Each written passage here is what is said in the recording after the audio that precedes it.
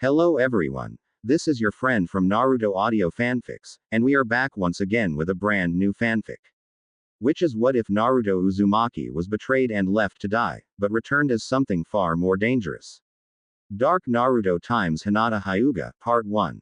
If you enjoy this story, don't forget to hit the like button, thumbs up, and subscribe to the channel for more amazing Naruto fanfics like this. So without wasting any more time, let's start today's fanfic. Naruto and Sasuke stood on top of the statues in the Valley of the End, both with their signature jutsus in their hands, Naruto with Rasengan and Sasuke with Chidori. Naruto still had his wound in the chest made by Sasuke open and was bleeding out of it. Keeping his posture, Naruto glared at his considered best friend on the other side of the valley.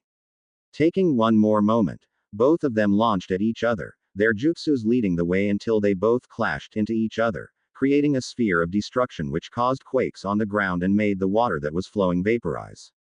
As the sphere started to disappear, two nearly lifeless bodies fell to the ground next to each other flat on their backs. Both of them had sustained injuries, Naruto's hole becoming bigger and a lot of cuts in his torso and arms, making his bleeding even more intense, while Sasuke had some deep cuts on his chest and abdomen. They both laid there, not being able to speak one more word or even move a muscle as they just stood there, the rain dropping hard on their bodies. A few minutes passed as a group of medics came to the place that disaster had taken place. As they approached the two, they immediately rushed to Sasuke, treating his wounds and healing them with their power, making his bleeding stop. As they were done with him, one of the medics put him over his shoulders. "What about the other one?" asked one of the medics, looking at Naruto. "Let that demon die. The village is better off without him," said the second medic. "Yeah, a lot have died because of this demon and we nearly lost our Uchiha. Let him choke on his blood," said the last medic, giving Naruto a hard kick on the ribs, blood spitting out of his blood. "Okay, let's go before Uchiha's state gets worse," said the medic with Sasuke on his shoulders. And with that they left the Valley of End, leaving Naruto there in a pool of blood. Soon the group met Kakashi, who was coming their way. "Where's Naruto?" he asked immediately, not seeing the blonde around. "He escaped when we arrived there as the rain hid his tracks. We were not able to find him. But we managed to save the Uchiha," said the first medic to Kakashi, whose expression didn't seem to change to sad. "Let him go where he wants. The village doesn't need him," said Kakashi, grabbing Sasuke from the medic and turning towards the village followed by the medics. "When they ask in the village what happened here, we say that Naruto died but we couldn't find his body." "Understood," said Kakashi with a sharp voice as the medics nodded with their heads. Meanwhile with Naruto couldn't believe what just happened. The village he swore to protect had just bailed him, letting him die. A tear fell on his cheek as he thought about everyone that he loved, Iruka, Sakura, Tsunade, Jiraiya and everyone else, and thinking he would never see them, as he closed his eyes, peacefully waiting for his death to come. "Hey kid, keep your eyes open and don't you dare die," said a loud voice inside his head which belonged to Kyuubi. "What do you want, furball?" replied Naruto. "If you die, I die too, remember. Now wake up and show some life that's left in you," said Kyuubi, cringing in the cell bars that held him locked. "What life should I show? The one where my village betrayed me? Guess what? That's about to end. At least you will be reborn after a while," said Naruto. "I won't allow this to happen. I won't allow you to die, Kit.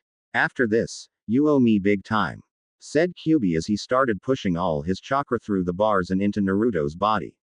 The power he was sending through was too much, at a limit which the seal couldn't hold back anymore, and the gates of his prison busted open, finally letting him roam free in his mind. He yet started to transmit chakra into Naruto. "What are you doing, Kyuubi?" said Naruto before he screamed from the intense chakra entering his body. "I am merging with you, Kit. This will either kill you or save your life. And at your state you got nothing to lose," said Kyuubi. Naruto continued screaming in pain. Even though his wound were healing, the overdose of chakra was creating more pain than he felt before.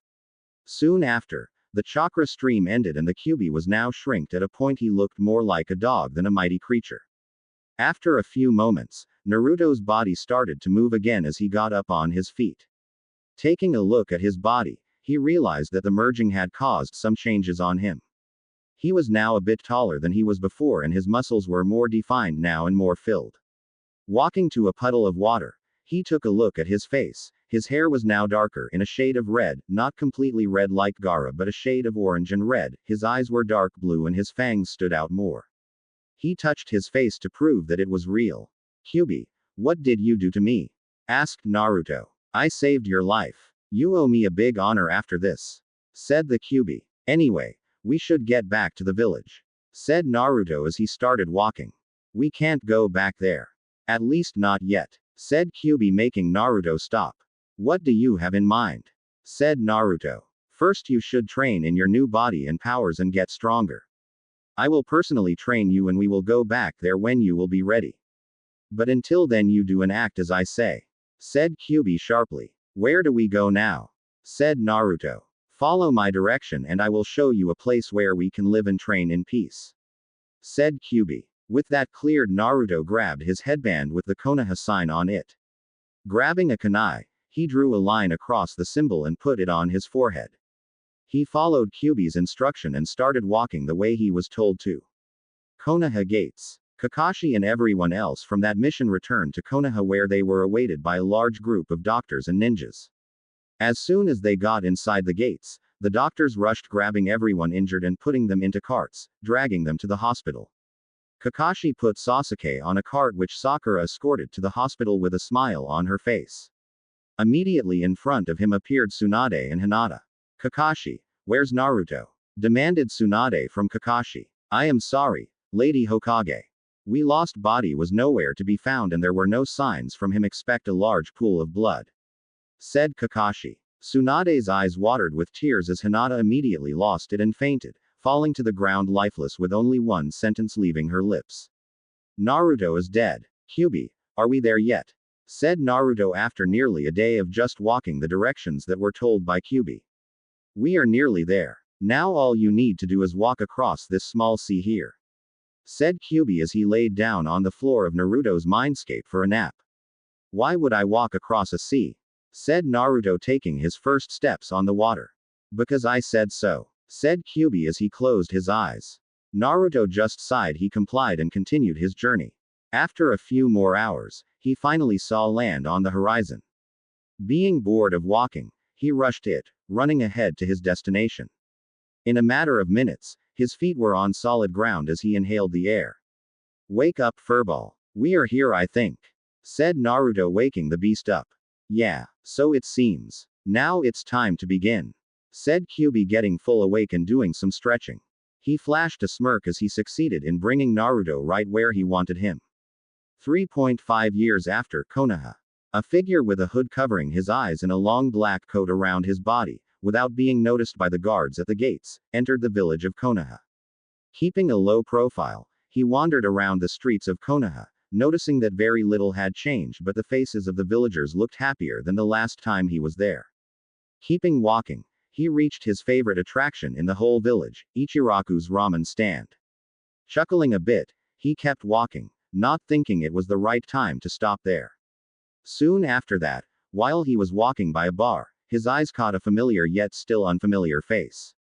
The dark blue hair and the pale eyes reminded him of somebody, but that person he was looking at was nothing same looking as the one he remembered.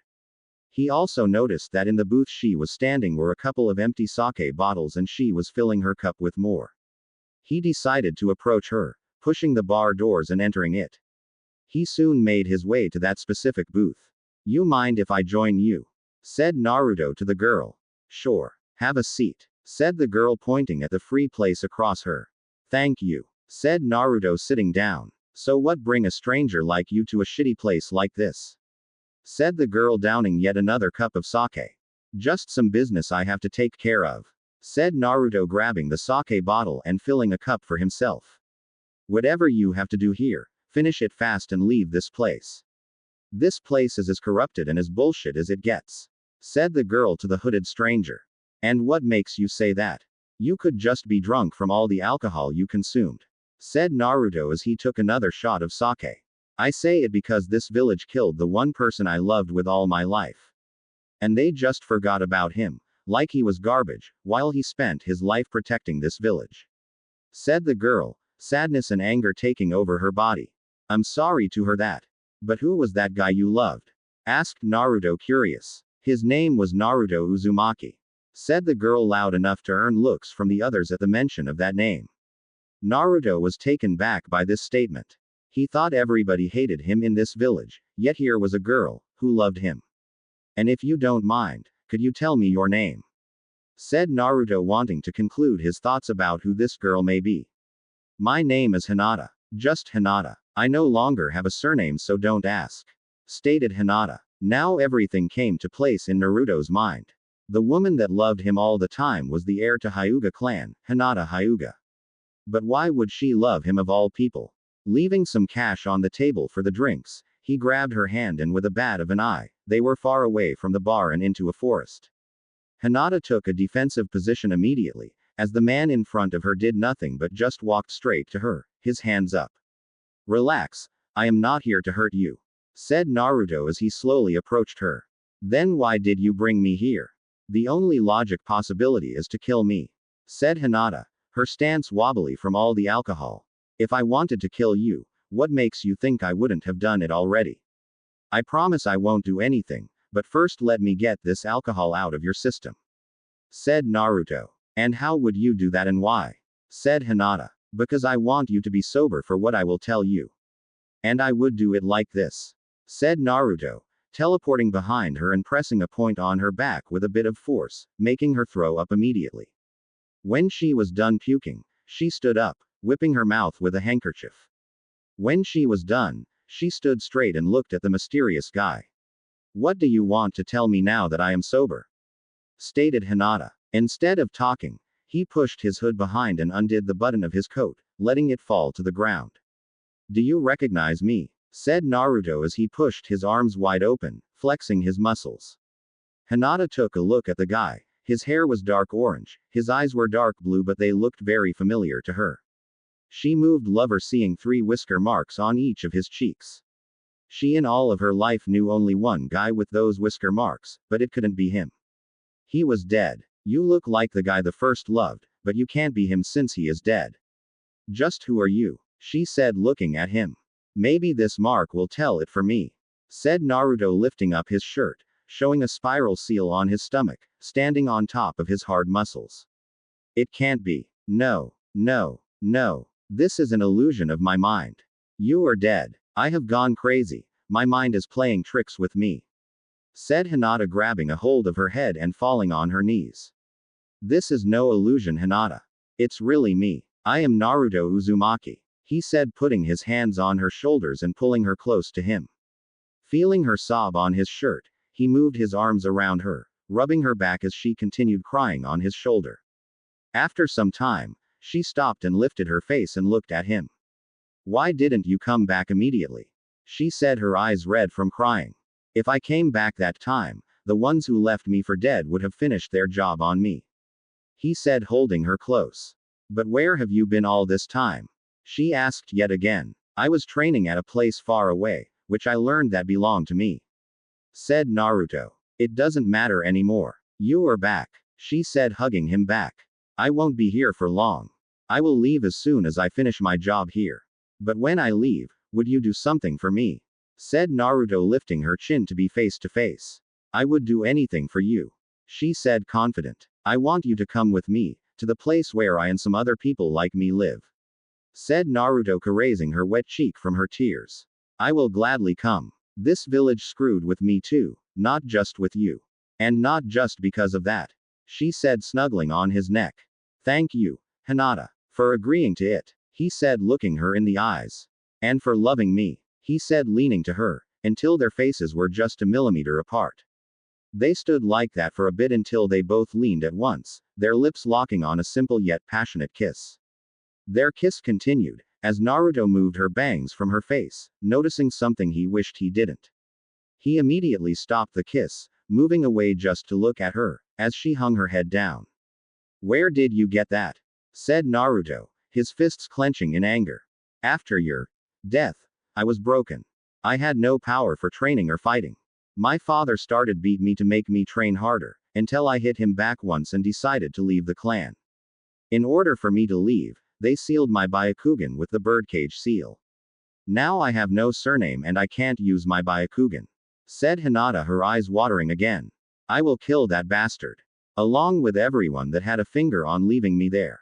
I promise you that," said Naruto, embracing her in his arms. "And I will find a way to take that seal away from you," finished Naruto as he kissed her again. They stood like that for a while, until Naruto decided it was getting late and he had to leave. "You can't leave," Hinata interrupted him. "I can't just go around the village and look for a place to stay. I need to stay outside somewhere in an inn," he said, putting his cape on. "I wouldn't mind if you stayed in my place," said Hinata, blushing and stuttering again, a thing she hadn't done in 3 years. "I don't want to disturb you," said Naruto to her. "It's okay. I live alone, so I have plenty of space in my apartment," said Hinata, blushing again. "If you say so, then I can't refuse your invitation," said Naruto, kissing her cheek and grabbing her in his arms. He soon teleported on top of the fourth's face on the Hokage mountain. "Now point where your apartment is," he said to Hinata as she did so, pointing southwest of the village, to an apartment with a balcony on it. He gripped her tight and teleported again on that balcony. He let her go so that she could open the door for them to enter. As they got inside, Naruto's stomach growled. Rubbing it, he admitted that he was hungry. Hinata took an apron and put it on, immediately cooking dinner for the two of them.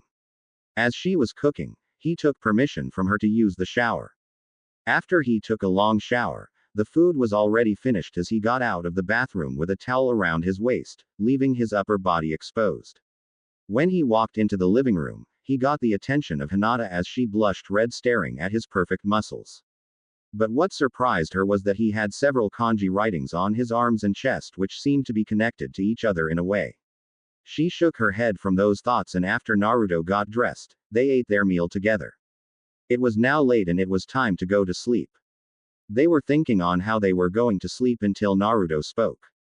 "I will take the couch for the night, you can sleep in your room," said Naruto. "Actually, my bed is big enough to fit 2 people in there. We can just split it. It would be more comfortable," said Hinata, blushing as she thought that she would be sleeping with Naruto. "Fine then. You can go ahead and change first.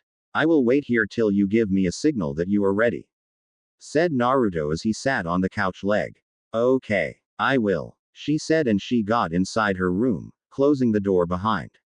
"OMG, not only Naruto is not dead, but I got to kiss him and now I am sleeping with him," said Hinata to herself as she undressed with excitement. "Calm down, Hinata. It's not like we are going to do anything. He just needs a place to stay." She lightly slapped herself. She took her daily clothes off as she took a nightwear dress from the closet. Putting it on top of her underwear, she looked at the mirror for a moment.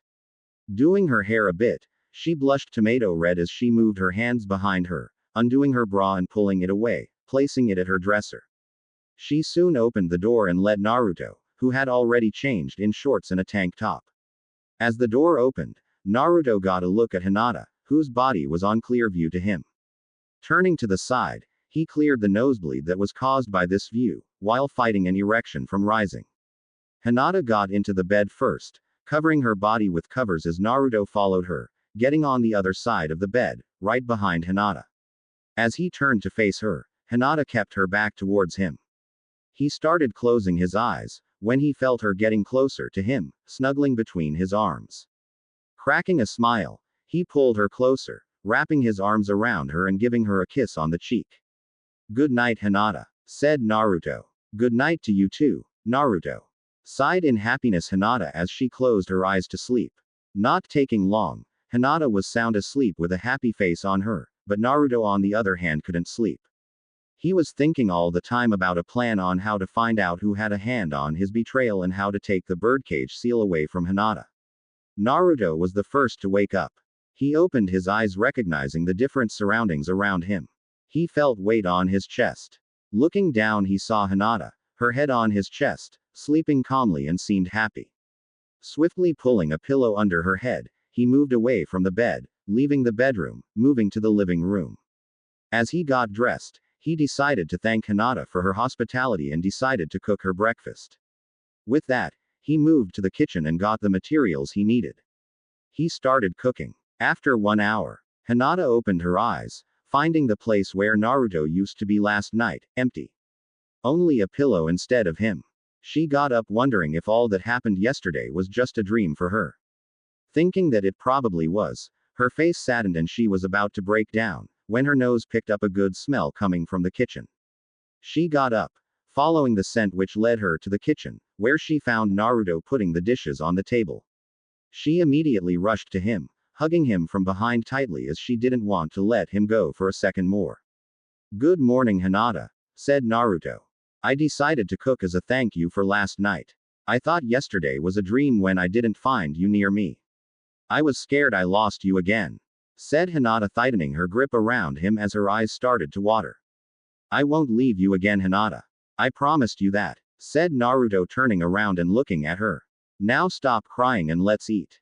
It will get cold," said Naruto, kissing her forehead and leading her to her chair. As they sat down and ate, Hinata couldn't believe how good he cooked. She enjoyed every bit of her meal and finished the whole dish. "Where did you learn how to cook like this?" asked Hinata. "I was alone for some time, so I had to figure out how to survive," said Naruto as he too finished his dish. "Will you tell me what you did these 3.5 years away?" said Hinata. "All in a good time, Hinata. I will tell you everything, but not now," said Naruto as he picked up the dishes and put them into the sink. "I am going to take a shower. You don't have to do the dishes. I will do them later," said Hinata as she moved to her bedroom and then to the bathroom. Soon the water running was heard. Meanwhile, Naruto made a clone and put him on doing the dishes as he himself opened a map of Konoha and started to analyze it. He checked where the archive was and checked the distance between Hinata's place and the archive. He was thinking of a way to get there unnoticed and come back here, not triggering any unwanted attention. That place was surely guarded by dozens of Anbu. As he was distracted thinking about a plan, a pair of arms were wrapped around him. He lifted his head to see Hinata on a bathrobe and her hair wrapped in a towel. "What are you doing with this?" said Hinata, looking over to the map. "I am planning on breaking into the city archive. But I want to keep the body count to 0 and make it as stealthy as possible. But I can't think of a way on how to do it," said Naruto as he looked at the map. "Well, you were the most stealthy person in Konoha. And think about it, how did you evade getting caught?" said Hinata to him with a smile. "Transformation jutsu," said Naruto, getting up and hugging Hinata. "Hinata, you are a genius," said Naruto, pulling her close and kissing her on the lips. He kissed her deeply, his hands taking the towel around her hair away, letting them down over her shoulders. Playing with her hair, their kiss continued until they needed air for their lungs. "Thank you, Hinata," said Naruto, giving her one last peck on her lips. "Glad I could help. When do you plan on doing this?" said Hinata. "Tonight," said Naruto as his face got serious. -8 p.m. Naruto put on a black hoodie as he was ready to leave. Putting the hood over his head, he headed towards the archive. He bounced from rooftop to rooftop, soon being a building away from where he needed to be. He observed the place for a while, noticing a lot of ninjas going in and out. It sure had to be the shift switching time. He smiled as he noticed a ninja coming the archive way alone and passing by an alley. Deciding this was his time, he teleported to a dark alley, waiting for him to pass by. As soon as he did, Naruto acted fast, immediately grabbing the ninja in a vice and closing his mouth, as he slowly passed out. Undressing him, Naruto transformed into the form of the unknown ninja, and put on his clothes. Checking his pockets, he found the ID card he needed to enter the archive. "Sorry, pal. You will wake up with no idea what happened, don't worry," said Naruto as he left the alley and entered the archive building. Going inside, he stopped on a small window, where a guardian stood on the other side. "ID, please," said the guardian. Naruto showed it to him. "Pass. You are on mission archive today," said the guardian. "Bingo," thought Naruto as he proceeded forward. Moving along, he followed a line which led to the mission archives. Opening the door, he entered it, seeing thousands of boxes filled with files. Looking through the years on the boxes, he found the line of boxes with the year of his death. Making a dozen of clones, he put on the door for any incomers alert, as he and the others went through the files. After nearly 1 hour of searching and piles of papers on the ground, he found a file which, in contrary with the others, was sealed and was the last one he hadn't been through. This has to be the one, said Naruto as he picked up the file and started to leave. He made the clones disappear and moved to the door. As he was about to open it, a few ninjas were coming his way to the room he was in.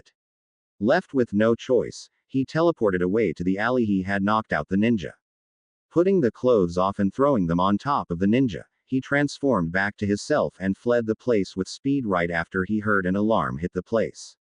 After a minute, he was in front of Hinata's door as he knocked and she opened it, letting him in. As soon as he did, he closed the door behind him and shut the curtains close. What happened, Naruto? Said Hinata, concerned. They found out the mess I made in the archive, and possibly the unconscious body outside. But I found what I was looking for, said Naruto as he put the file on the table. But that's sealed. How will you open it? Said Hinata, pointing at the file. I have improved since the last time. I can deal with seals, said Naruto as he sat next on the couch with the file in front of him. Concentrating, he started doing dozens of hand signs, finally stopping on the tiger signs, as he pushed some chakra out, making the seal slowly disappear from file. When it fully disappeared, Naruto picked up the file and opened it. As soon as he took a look at it, the file fell from his hands and into the floor. What's it, Naruto? Said Hinata. The pages. They are blank, said Naruto. What? Said Hinata as she took the pages. They really were blank. It was all for nothing, said Naruto as he sat down on the couch, desperate. But why would they seal a blank file? Said Hinata, looking at the pages. I don't know. I accomplished nothing, said Naruto, angry, hitting a lit candle on the table and knocking it near one of the blank papers. Naruto, look, said Hinata, pointing at the paper near the still flaming candle. Naruto got closer and couldn't believe what he was seeing. Words were starting to appear on the blank paper. He picked up the paper and looked at it as now it was filled words. Hand me the other papers, said Naruto as he grabbed the candle in one hand. Hinata handed him one paper after another as Naruto held them above the fire, making everything appear on it, even at some smaller photos which appeared to be photos of everyone involved in that mission, came to full visibility. He stacked them all together and put them on top of the table. Finally, I have what I need, said Naruto as he picked up the papers. You want to read them now? It would be better if you did it in the morning, said Hinata, concerned about how it would affect Naruto. I have waited for this moment for years. I could wait a night, said Naruto, putting the papers into the file and hiding it in the kitchen. We will do it together in the morning, but now you need some rest. Come on, said Hinata, grabbing his hand and pulling him towards the bedroom. I need to change first, Hinata, said Naruto. You can change here. Just no peeking, said Hinata with a chuckle. Sure, if you don't take a peek too, said Naruto, making Hinata blush. They started changing, both being in underwear after a while. Hinata put a baggy shirt over her underwear. Soon they both got into the bed and covered with blankets. Good night, Naruto, said Hinata, facing him. Come here, you, said Naruto, grabbing her and pulling her on top of him. He held her for a moment, looking at her beautiful face, as he slowly leaned on her, locking his lips with hers. Moving their lips in perfect sync, Naruto licked in her lower lips, asking permission to enter her mouth. She allowed it and opened her lips, as she felt his tongue enter her mouth. Having his tongue explore her mouth, their tongues met, wrapping around each other, having a little battle. Rolling each other, Naruto was on top now. Moving his hands on her waist, he pushed up her shirt a bit up, letting his hands enter under it. Having a devious smile, he tickled her a bit on the sides, making her laugh in their kiss. Moving his hands higher, he explored her upper body until his hands were on her. He gave them a light squeeze, making her release a moan. He wanted to do it again, but Hinata stopped the kiss and pushed him a bit, making him stop. I don't want to rush anything. Sorry, Naruto, said Hinata as she caught her breath. No, it's my fault. I got carried away. Sorry, said Naruto, giving her a kiss. It's okay, said Hinata with a smile. Good night, Hinata, said Naruto, giving her a kiss and laying beside her. Good night, Naruto, said Hinata, laying her head on top of her head. Hinata soon drifted to sleep and Naruto followed her. Tomorrow was surely going to be an eventful day and he couldn't wait for it. Naruto woke up at the smell of ramen hitting his nostrils. He got out of the bed, got dressed and followed the smell all the way to the kitchen, finding Hinata setting the table for two. Reaching her, he wrapped his arms around her, kissing her passionately. "Good morning, Hinata," said Naruto, kissing her neck. "Good morning, Naruto," said Hinata, resting her head on his shoulder. "Smells good. The food too," said Naruto, giving Hinata kisses along her neck. "You should try it." "The food," said Hinata, her hands on his sides. "I will," said Naruto, kissing her on the lips and letting her go. "Quick before it cools down," said Hinata as she sat down and Naruto followed her. "You really are good at cooking, Hinata." "This is amazing," said Naruto, going down his bowl. "Thank you," said Hinata, and they continued their meal. After they were done, Hinata did the dishes and Naruto reached for the file, throwing it on the table. He sat down and opened it, Hinata joining him. "Let's see what this holds inside," said Naruto as he started reading through it. Half an hour later, he was done reading and his hands were shaking from anger. Even his skin started to glow reddish color as he was starting to lose his control. Everything that was written on that mission report was a big pile of bullshit. It was written that he died during the fight and the explosion made his body turn to ashes. No body found. The table under him started to crack slowly from his power being released. His hands stopped shaking when a pair of hands were on top of his. He turned as saw Hinata there with a concerned face. "Calm down, Naruto. You should think straight. Anger helps with nothing," said Hinata, holding his hands in hers. "How can I calm down? They let me die and they write a report full of bullshit about it. How did Tsunade even believe this?" said Naruto, his eyes glowing red. "Naruto, Tsunade left the moment she heard you were dead. You were the reason she became a Hokage, and after you died, she disappeared along with Shizune," said Hinata, her eyes about to let tears fall. "Then who's the Hokage now?" shouted Naruto. "It's Kakashi. The elder voted him for Hokage right after and he accepted immediately," said Hinata. Naruto escaped her grip as he went to the window and took a view at the Hokage mountain. It was true, there stood the face of Kakashi on it. "Hinata, how fast can you gather the rookie 9? said Naruto, serious. "I don't know. An hour maybe, if they are not in a mission," said Hinata. "I want you to pack the things that you need and go gather our friends. Don't call Sakura or Sasuke. And after you gathered everyone, go and wait for me outside the village in the forest," said Naruto, turning to her. "Should I tell them it was you who asked for them?" said Hinata. "No. They won't believe it unless they see me. And take this," said Naruto, handing her a custom-made kunai in her hands. "What is this?" asked Hinata, inspecting the strange kunai. "Anything happens to you, you apply just a bit of chakra on it and I will be there," said Naruto. "What about you? What will you do?" asked Hinata, her eyes showing concern and fear. "Don't worry about me. Just do as I said and everything will be fine," said Naruto, grabbing her into a kiss. He let go afterwards. "No, go pack your things," said Naruto, and she did that. As Hinata was packing, Naruto laid on the ground a couple of scrolls. With a simple hand seal, smoke started puffing out of the scrolls. When the smoke was gone, on top of the scrolls were sets of kunai and shurikens, a sword which seemed custom made, and a pair of clothes which seemed to be his battle armor. He put on his clothes, which were dark shirt, metal forearm protectors, black pants with orange lining down the sides, and black boots. On his head was now a forehead protector with a swirl engraved on it. He put the shurikens on his pouches, and his sword on his back, strapping it. He was done gearing up when Hinata came out of her room with a backpack behind her. She took a look at him, noticing he now was looking completely different than before, and even the look of his face was different. "You know what you have to do, right?" said Naruto as Hinata just nodded.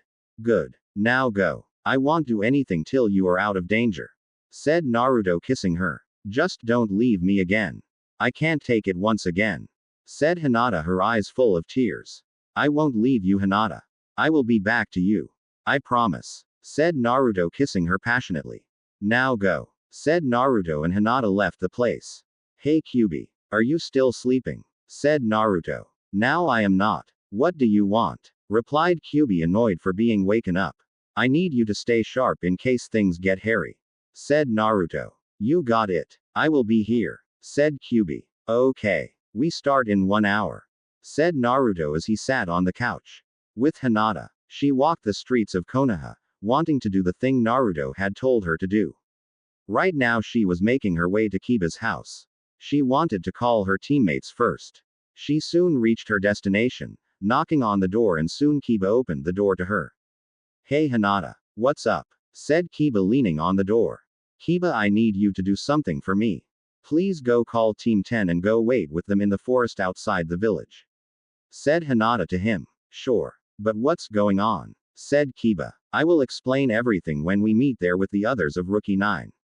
Please, it's urgent, said Hinata. Okay then. Akamaru, get here boy. Whistled Kiba, and a huge white dog appeared next to hopped on top of the dog.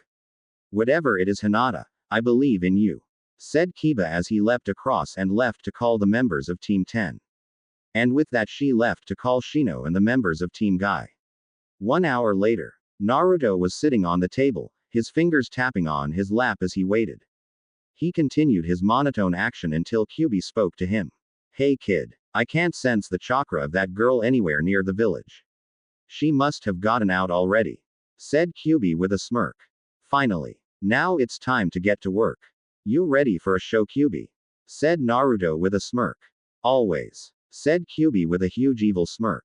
Stretching a bit, he vanished from the place, appearing on top of the hospital. Now let's find those sons of bitches that left me for dead, said Naruto as he pulled out his sword. Getting into the hospital hallways, patients inside either ran if able or lost consciousness when they saw a guy walk with a sword in his hand. Going through the hallway, he was looking for the familiar faces he saw on the file. Soon he found the first one, who was patching the wound of a ninja.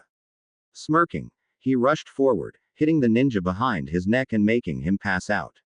Immediately after, grabbing the doctor by his collar, he pushed him to the wall, shoving his sword on the doctor's shoulder, pinning him to the wall and making him scream in pain. We can do this in 2 ways. You either tell me who else knew you let Naruto Uzumaki for dead and I kill you fast, or you cannot tell me and I will tear you apart limb by limb, said Naruto, pushing the sword deeper in his shoulder. Okay. Just let me live. I did nothing, okay. Expect us doctors there. We told only Kakashi. Now let me go please. I have a family, said the doctor, crying. Did I ever mention I would let you go if you told me anything? I had a family too when you let me for dead. Surprise. I didn't die, said Naruto, pulling the sword from his shoulder, making the doctor fall on his knees. With a swift move, he turned the blade sideways so that the edge was facing the doctor. With a swift and powerful move, his blade met the doctor's neck and separated his head from the body, sending it flying across the room. Blood started running through the room, covering its floor. Letting the lifeless body behind him, he continued his way to have a meeting with the 2 other doctors. A matter of seconds in his sight was the doctor that had kicked him while he was dying on the floor. Oh boy, did he have plans for this man. Grabbing that doctor by the throat, he smashed the guy on the floor, pinning his limbs to the ground with kunai, making it impossible for him to move. Hello. Remember me? Said Naruto, sitting down next to him. Who the hell might you be? Said the doctor, screaming at his face. Okay then. Maybe this will help you remember me, said Naruto, standing up. Getting to his side, he started giving hard kick to the ribs, making them crack from the force. What about now? You remember doing this to somebody? To somebody who was dying, said Naruto as he continued his kick to the side of his chest. Said the doctor between grunts and screams. Okay then, if that's how you want it, said Naruto as he pulled away a bit, and with a chakra-enhanced kick, he hit the doctor on the side so hard that the tip of his boot got inside of his chest, piercing his skin and ribs, going all the way to his lung. He pulled away, cleaning his boot over the doctor's clothes. Enjoy suffocating to your death, bitch, said Naruto as he left the room. As soon as he got into the hallway, he was surrounded by dozens of Anbu ninjas, all ready for a fight. Pulling out his sword and a kunai on his hand, he took a fighting stance, ready for anyone to try first.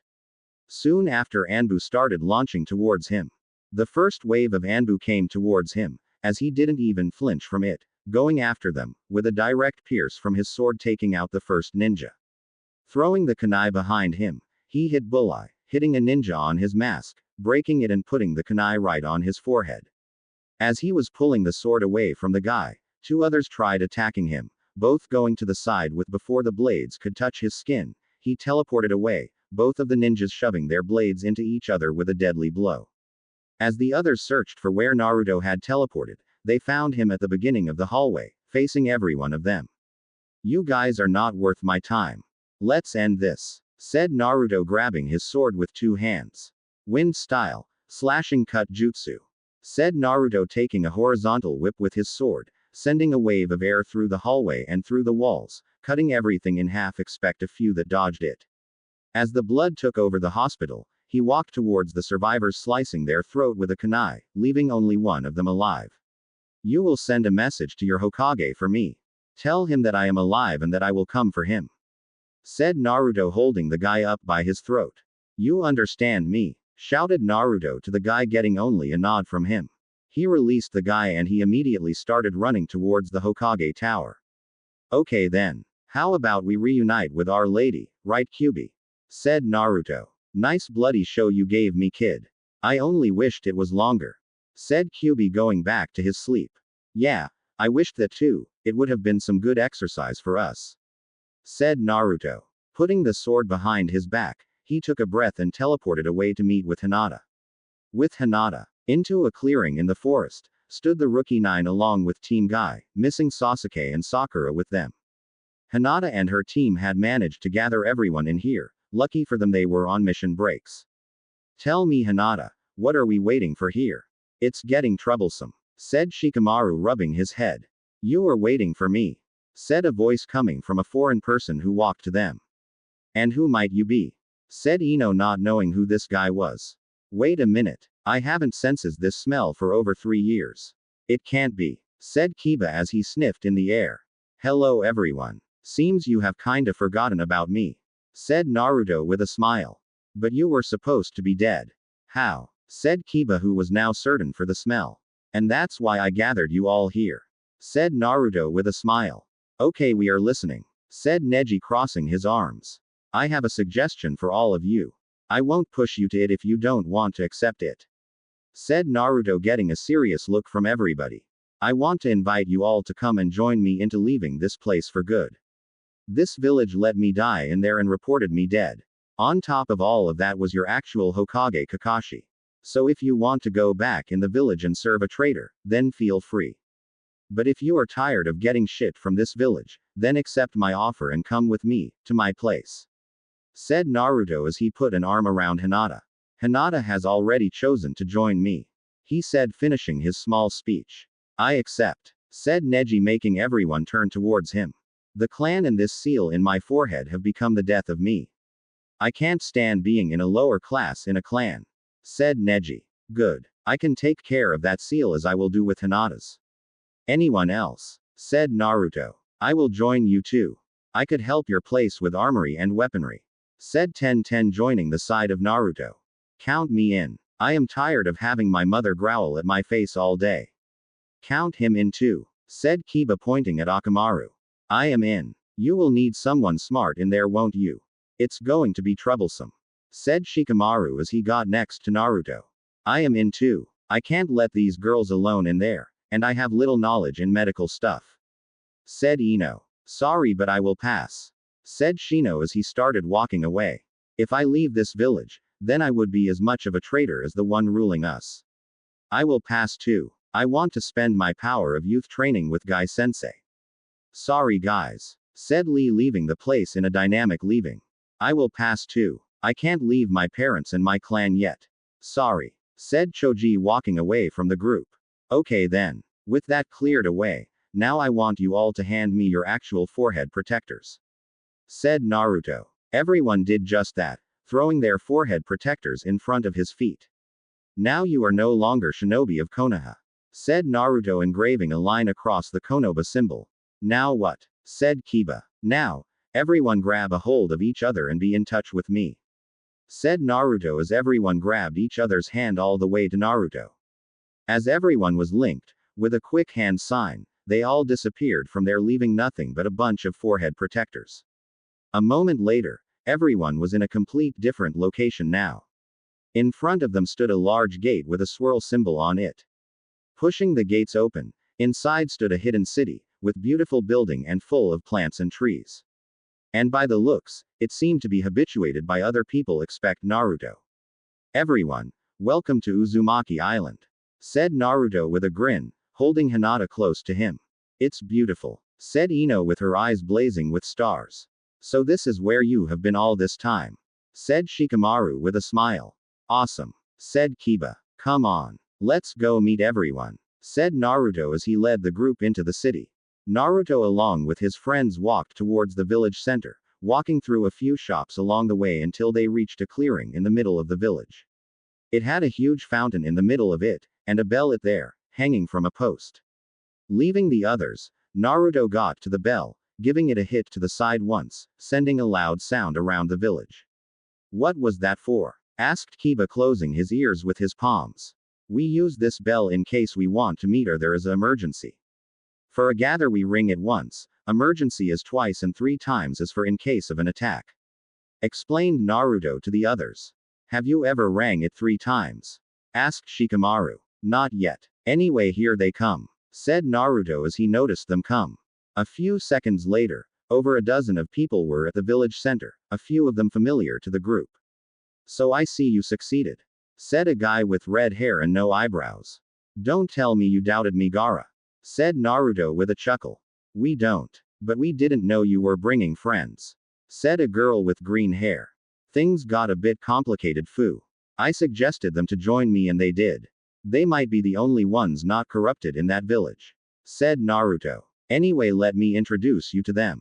This is the beautiful Hinata, said Naruto, putting an arm around Hinata. This guy is Shikamaru, a genius. Those guys next to him are Kiba and Akamaru. They are both dogs. That is Ino. Loves taking care of flowers. That's Neji, a master at gentle fist. And next to him is Ten, a weapon master. Naruto finished introducing his friends. You know me already. But this is Matsuri, said Gaara, pointing at a brunette girl next to him. And you also know my brother and sister, he said, pointing behind him to Tamari and Konkuro.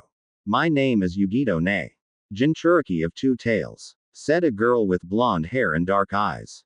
I am Roshi, Jinchuriki of 4 tails, said a guy which seemed older than them with red hair and beard, with a blue line going across his cheeks and nose. I am Han, Jinchuriki of 5 tails, said the tallest guy in the group, wearing a red body armor with a dark gray kimono on top of it. He had his right hand tugged inside his kimono.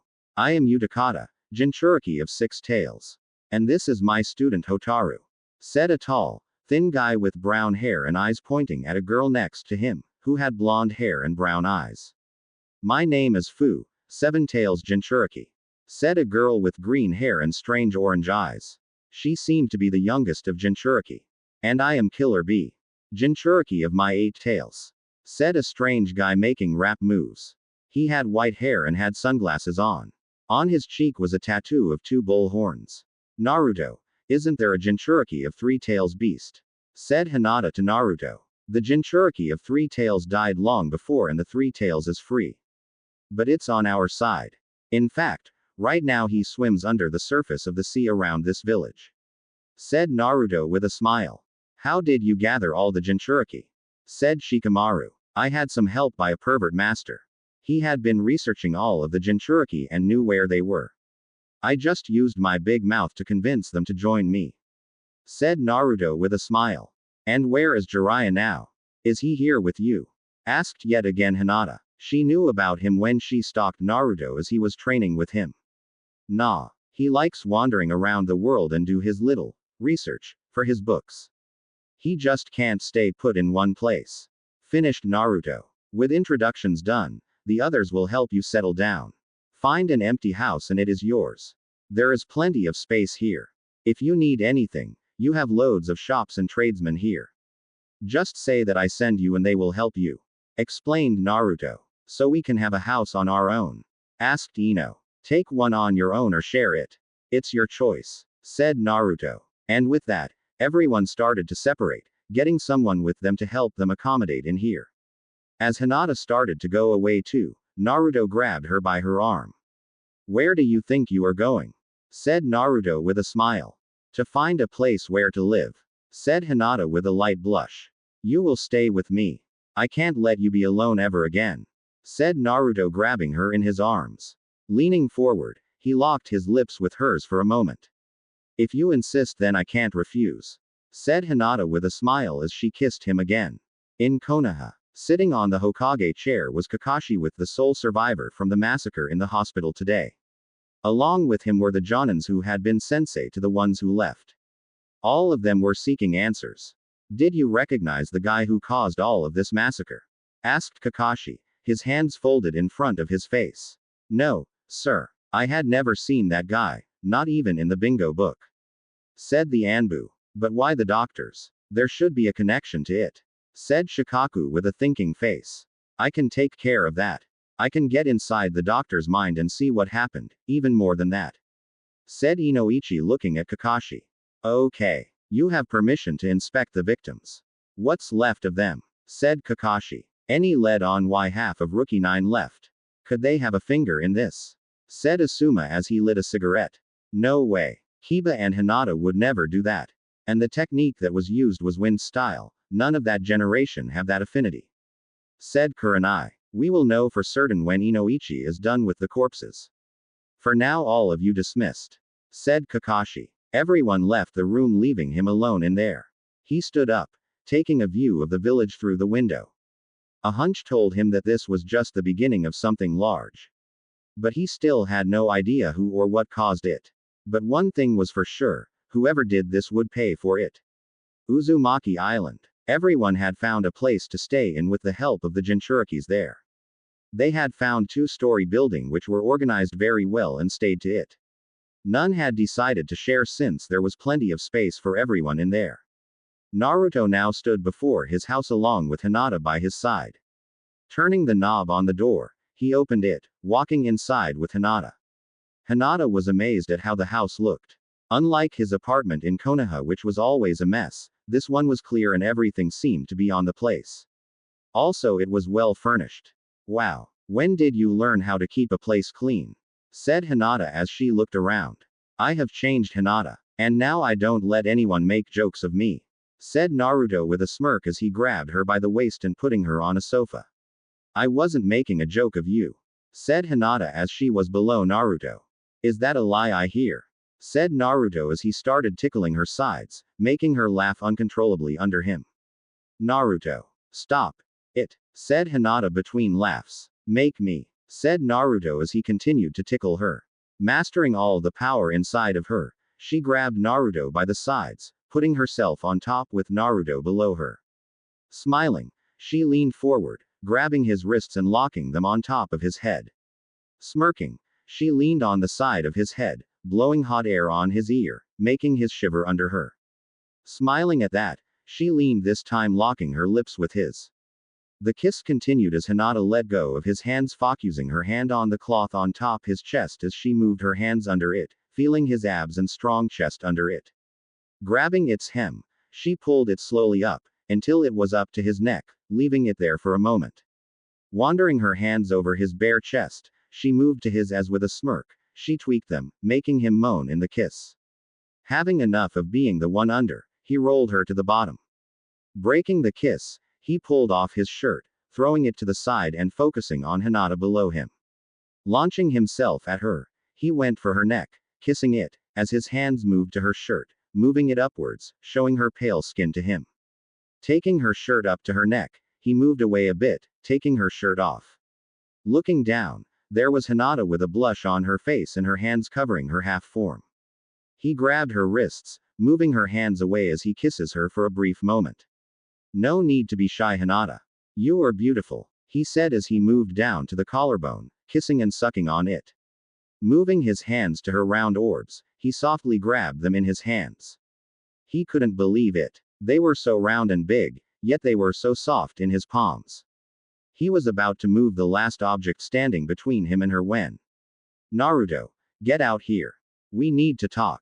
Gaara's voice was heard from outside the house. Growling, he was about to go and kill a bitch for stopping his moment when a soft hand touched his shoulder. It's okay, Naruto. We can continue this some other time, said Hinata as she gave him a peck on the lips. You are the best, said Naruto as he got up and put on his shirt. He got out, meeting Gaara, who he was just about to kill if the matter he called him for wasn't serious. I am listening, said Naruto with annoyance in his voice. We have been living here for nearly 2 years together and yet this place doesn't have an actual leader. We need a legit leader if we want this utopia of ours to work here. We have just been standing here, no missions, no responsibilities, said Gaara as he folded his arms over his chest. Now that you mention it, I realized I never thought of this before. But I might just have an idea on who could be a leader, said Naruto with a smile. Care to share who that person might be? Said Gaara. The legendary Sannin, Tsunade, said Naruto with a smirk. After his chat with Gaara, Naruto spent the rest of the day with Hinata, helping her get comfortable in the new place. It got late and both of them got in the bed, laying next to each other. It was silence until Naruto broke it. Hey, wanna go in an adventure with me? Said Naruto as he looked over to Hinata. I would go anywhere with you, said Hinata as she kissed his shoulder. Gaara reminded something to me earlier. We still don't have a legal leader here. I was hoping we could go and find a certain person who could help, said Naruto as he gazed at the ceiling. Wasn't your dream to become a leader? Said Hinata as she stared at him. That dream died along with the old me. It died at the exact moment when the people I wanted to someday lead betrayed me, said Naruto. But you have friends here, no traitors. Be their leader. You are a strong ninja and a great man. We believe in you and you would make the best leader in the world, said Hinata sitting up on the bed. Thanks for believing in me and loving me. But I still wanna give this a try. I have to, said Naruto as he held her hands in his. Okay, I understand. So who is that person you want as our leader? Said Hinata with a smile. Tsunade, said Naruto. Are you sure? After your situation, she restarted her drinking habit and left. How are we supposed to find her? Said Hinata with concern. We will visit places me and Jiraiya visited the first time we found her. And I am absolutely sure about this. We need her, said Naruto tightening his grip on her hands. All right then. I will help you, said Hinata as she leaned forward stealing a kiss from him. We leave tomorrow. Thank you, said Naruto returning her kiss. I would go to the end of the world with you, said Hinata. Holding her in his embrace, he kissed her forehead, pulling her body closer to his.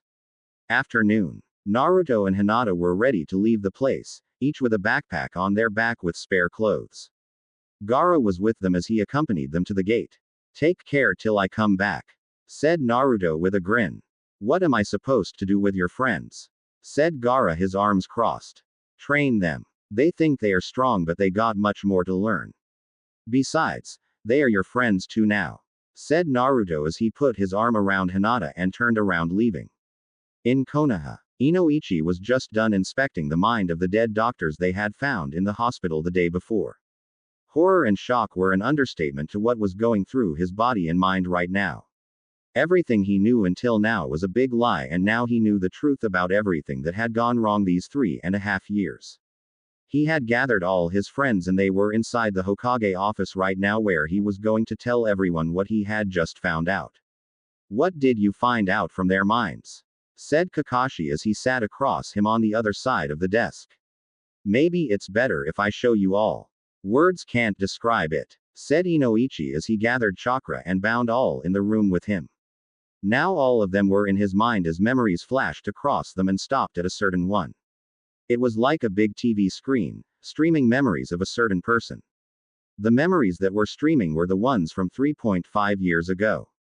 It was the scene where the doctors betrayed Naruto, leaving him to die.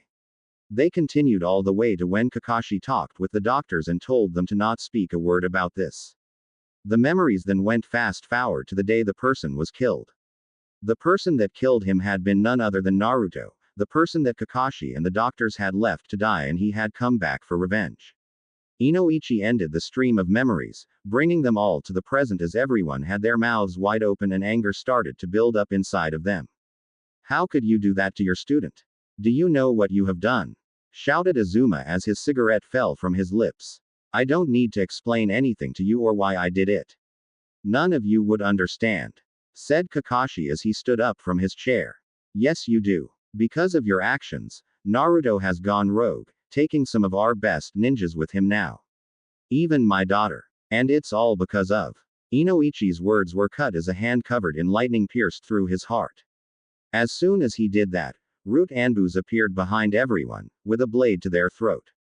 Now you all know too much, and for that I can't let any of you live, said Kakashi as he pulled his hand off from Inoichi's chest, blood dripping to the floor. You traitor. You betrayed your sensei, your village, and even your friends. You disgrace of a man, said Shikaku as he spit in Kakashi's direction. My sensei is the reason all of this is happening. So, any last words from you all? Said Kakashi with an emotionless face. Spare Kurenai. She is pregnant, for God's sake, said Azuma as he looked at his love. Clean up, guys, said Kakashi, turning to face the window as Root ninjas did what they were told to, dead bodies dropping to the ground. Tell Sasuke he needs to come here urgently and clean up this mess, said Kakashi as the Root ninjas nodded and got to work. With Naruto. Naruto was walking side by side with Hinata as they were deep into forest. It was a quiet walk as they were both enjoying the breeze and the chirps of birds. Hinata liked being aside her lifetime love, but there was a 3-year gap that she didn't know about Naruto. Can I ask you something private? Said Hinata, walking. Anything, replied Naruto. What do your tattoos mean? They seem to have a pattern, but I can't figure it out, said Hinata as she stopped, looking at Naruto. Stopping, Naruto took off his shirt as he revealed his body with tattoos to Hinata. It is a forbidden technique that I found about in the island. It is the strongest jutsu to ever exist, but the use of it comes with a great cost. That's why I don't plan on using it, ever, said Naruto as he put back his shirt. Then why did you put it on you if you are never going to use it? Said Hinata, confused. To protect the ones that I love, if it ever comes to that. To protect you and all the others back at the island, said Naruto with a faint smile. Where exactly did you find the technique? Asked Hinata. The island used to be the place where Uzumaki clan used to live. They were masters of sealing jutsus and all other elemental techniques.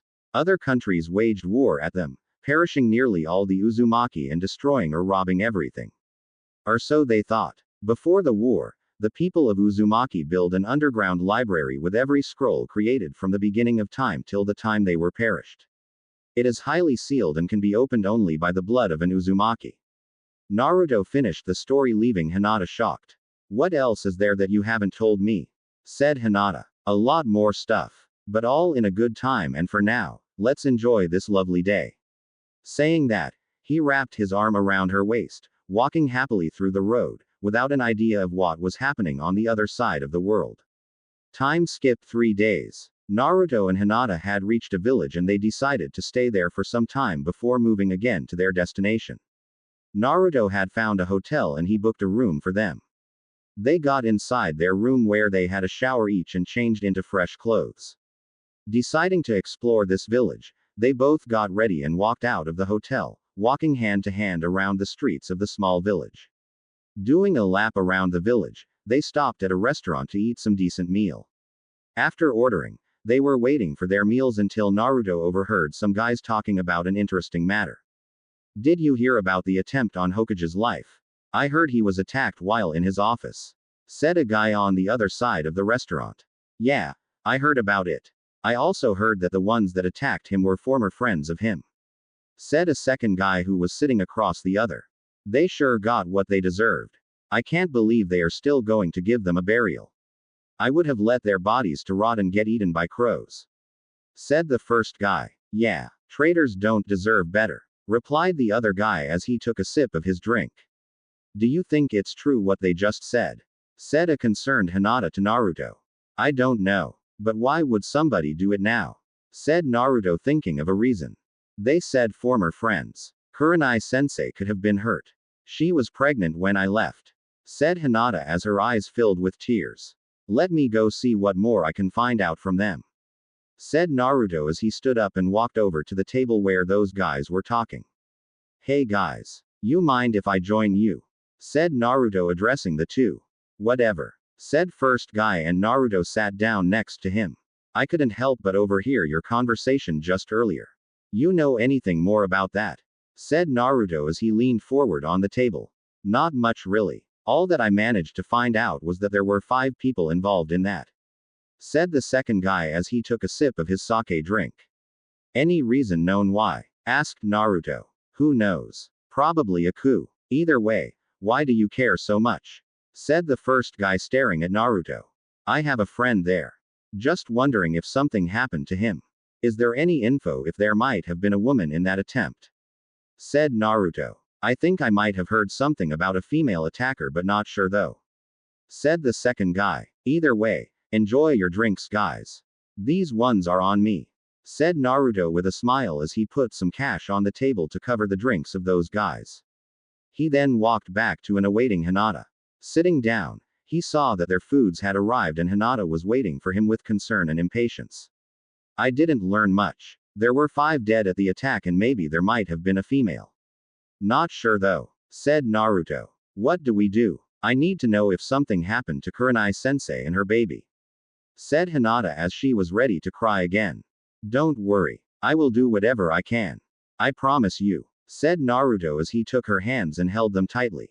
After they finished their meal, they had decided to go back to their hotel room. Stripping down to their underwear, they both laid on the bed, looking at each other. Leaning forward, Naruto captured her lips, making her release a light moan in the kiss. Pulling her on top of him, his hands moved along her body and finally stopped at her firm rear. Groping a handful of her, he made her moan louder and managed to shove his tongue inside her mouth, wrestling her own in a battle. His hands leaving her rear, they found a better place behind her back at the bra lock, pulling it sideways and unclasping her bra. As soon as he did that, her bra fell off her arms, showing her cleavage to him. Flipping her under him, Naruto pinned her down, kissing and sucking her neck as with his hands he kneaded her marvelous. They were so soft that Naruto's fingers would sometimes disappear in her flesh when he squeezed them. Moving down from her neck to her, he took it in his mouth while playing with the other. Switching from time to time, he gave both her the same treatment and hearing her moan, made him think he was doing the right moves.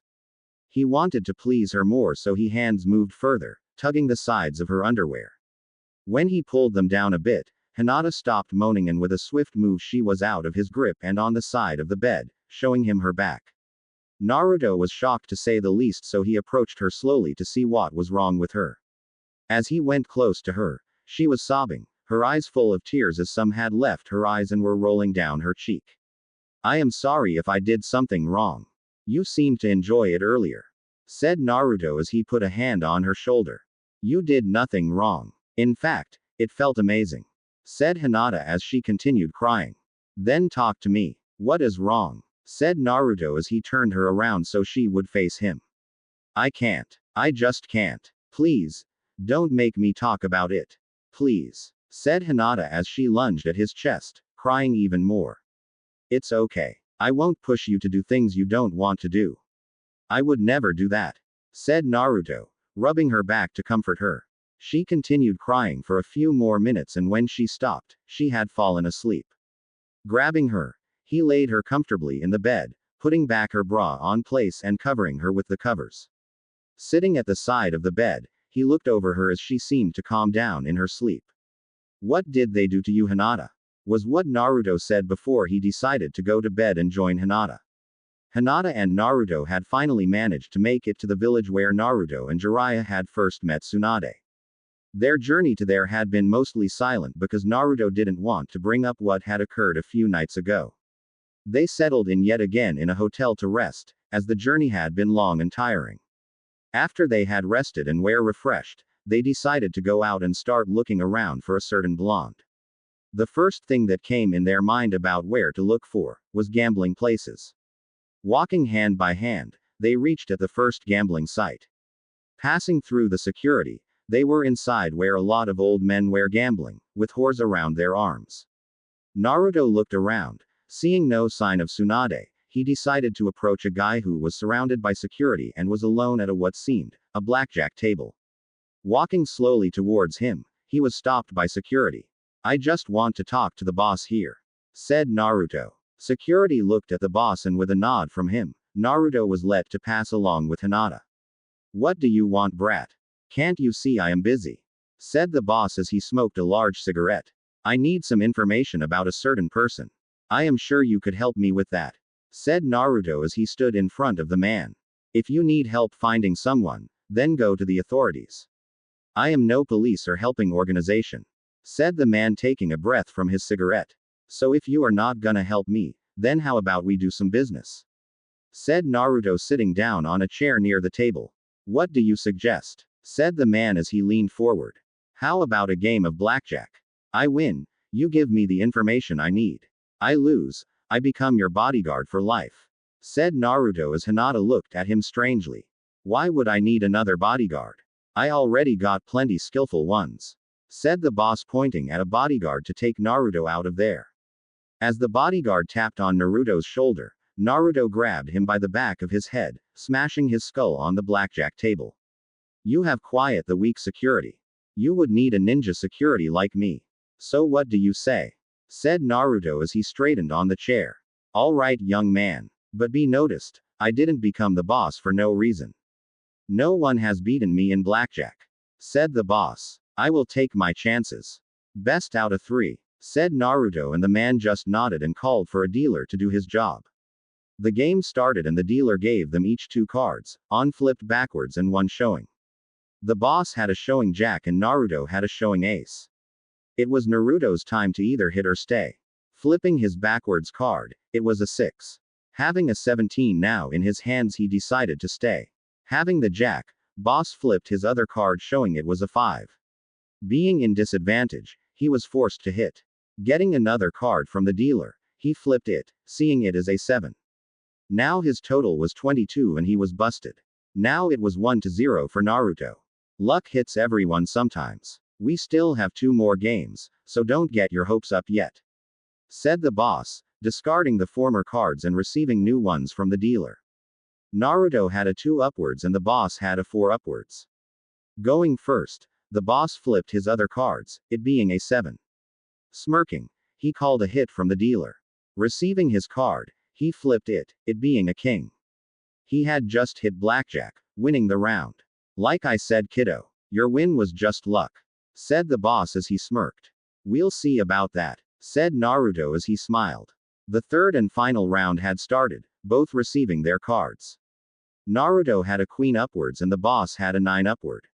It was Naruto's turn to start, so he flipped his card, it was a jack. Smirking, he looked at the boss, who seemed to boil in the inside. I am staying. Good luck. Said Naruto as he looked at Hinata and winked. Flipping his card, boss had underneath a 2. Now he just needed a face card or 10 to win, or a 9 to draw. Requesting a hit, he received a backwards card. His forehead started sweating as his fingers touched the card. Flipping it, he was shocked to see it was 8. This meant he had 19. He had just lost to a kid. You lose, old man. Now about the information I want. Said Naruto. Fine. Whatever. Tell me what do you need and get off of my face. Said the boss, definitely pissed at Naruto. Tell me where Tsunade Senju is. I know she must have been here recently and she has a reputation on losing. I am sure you got a huge profit from her being here. Said Naruto. She was here just a few days ago. But she has a place where she stays before she comes here to lose all her money. It is a cottage on the side of the mountain in front of the village. She stays there with that other lady. That's where you'll find her. Now get away from me and never come back. Said the boss as he smoked his large cigarette. After getting the info, they left the gambling site, looking at the large hill in front of the village.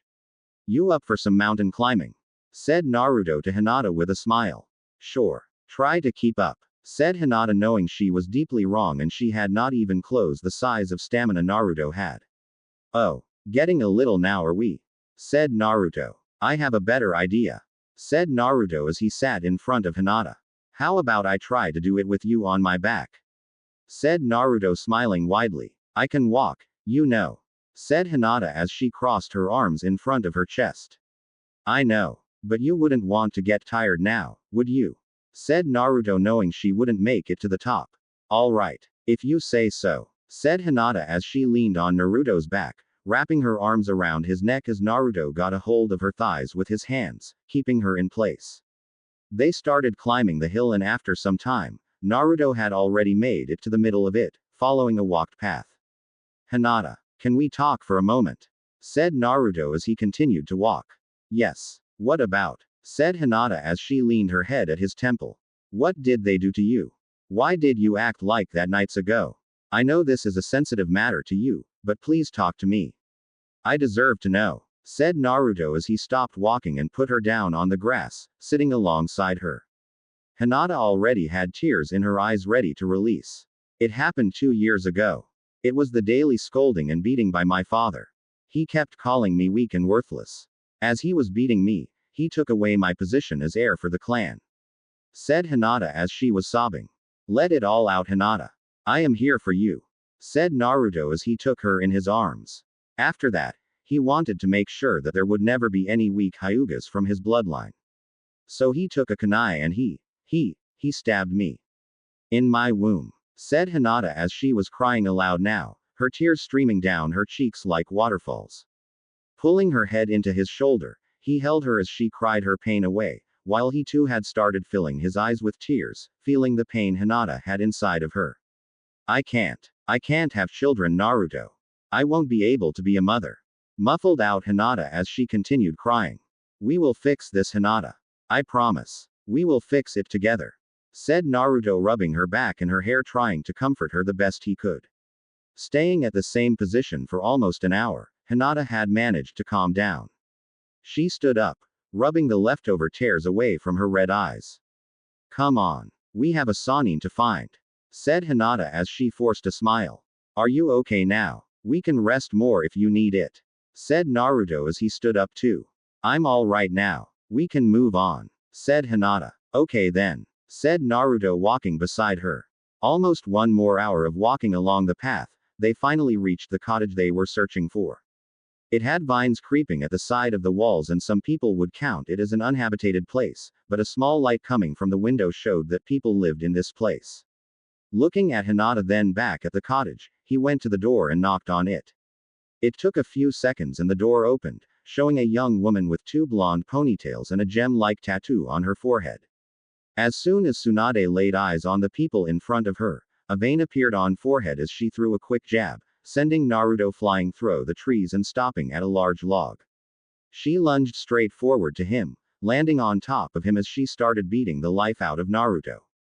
"You thought it would be funny to dress as the person I cared about most and show in front of my house.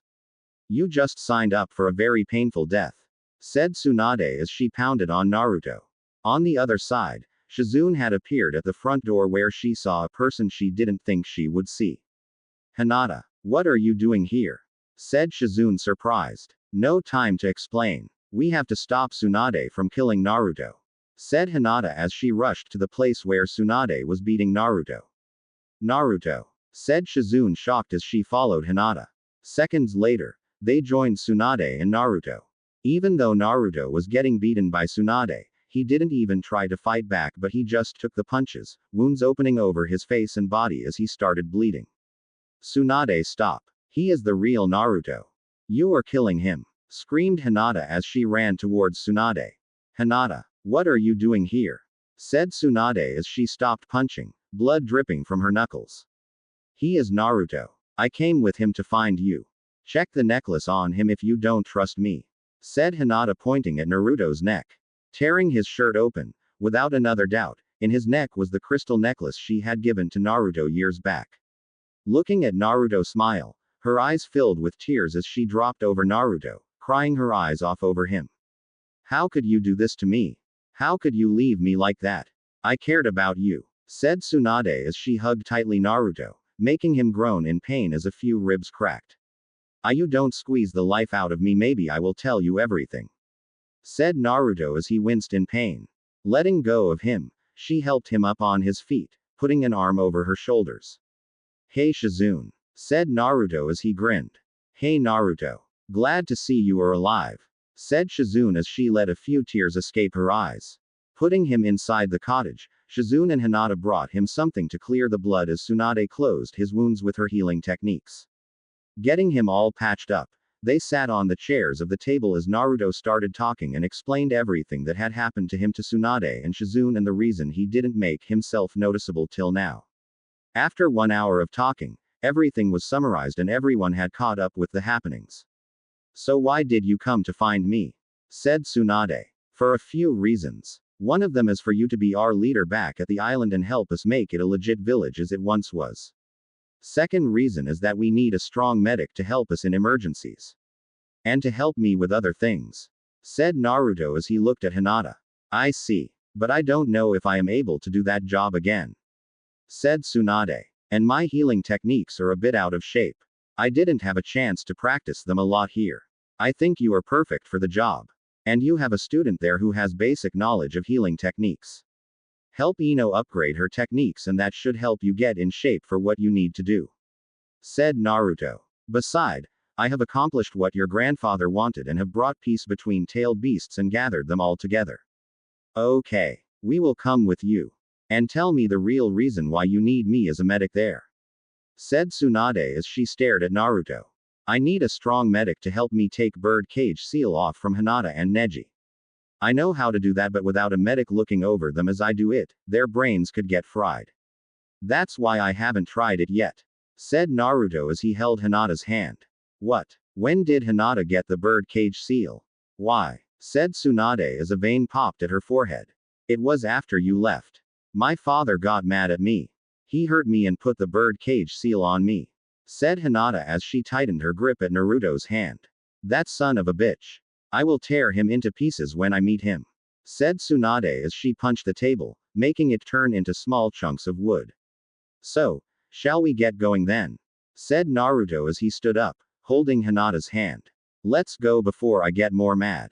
Said Tsunade as she tried to calm down but to no avail. Okay then. You and Shizune grab me and I will send us there. Said Naruto as Tsunade and Shizune did as told and in a flash, they were gone from there. It had been a week since Naruto had brought Tsunade and Shizune to the village. Tsunade was happy to see the utopia Naruto had created at a ruined place like this with all the Biju at peace with each other. Everyone was training hard and sparring with each other, trying to improve their skills and strength. What was more important, Naruto had opened the seal of the hidden library for everyone to be able to study there. Everyone had started searching for scrolls, which were in their type of fighting style and trying to learn new moves. Right now, Hinata was in the library, water-type scrolls scattered over her desk as she studied them. She was caught up reading that she didn't sense the presence of another person there. Boo! Said Naruto to her ear as he touched her sides, making Hinata yelp and jump in air from panic. Naruto! Why did you do that? My heart is in my throat right now. Said Hinata as she tried to balance her breathing. You were so caught up in reading I just couldn't resist. Sorry about that. Said Naruto as he rubbed his neck. Just don't ever do that again. Said Hinata as she fixed her breathing. Alright, I won't. So what are you reading? Said Naruto as he took a seat next to her. Water type techniques. I want to learn as much as I can. Said Hinata as she went back to reading, pushing her hair behind her ear, giving Naruto a clear view at her beautiful face. I could help you with that. If you are interested, of course. Said Naruto as he looked at her. Sure I am. Help me. Said Hinata as she turned towards him. Sure. But it comes with a prize. Said Naruto with a devious grin. Oh. And what might that be? Said Hinata truly knowing what he wanted. I don't know. A taste of your lips. Of your skin. Of you. Said Naruto as he leaned forward. Oh, I can deliver that. Said Hinata as she left her seat and sat on Naruto's lap. Facing him, she put her thighs on his sides as she leaned in and locked his lips with hers. Locking her arms around his neck, she deepened the kiss, at his lower lip. Slipping her tongue inside his mouth, she met his and a wrestling battle commenced between them. Naruto was surprised at how Hinata was taking the lead and he decided to let her keep doing this. Leaving his mouth with a trail of saliva between them, Hinata left kisses along his jawline and moving upwards to his neck, all the way to his earlobe. Licking and biting lightly at his earlobe, Hinata heard Naruto moan.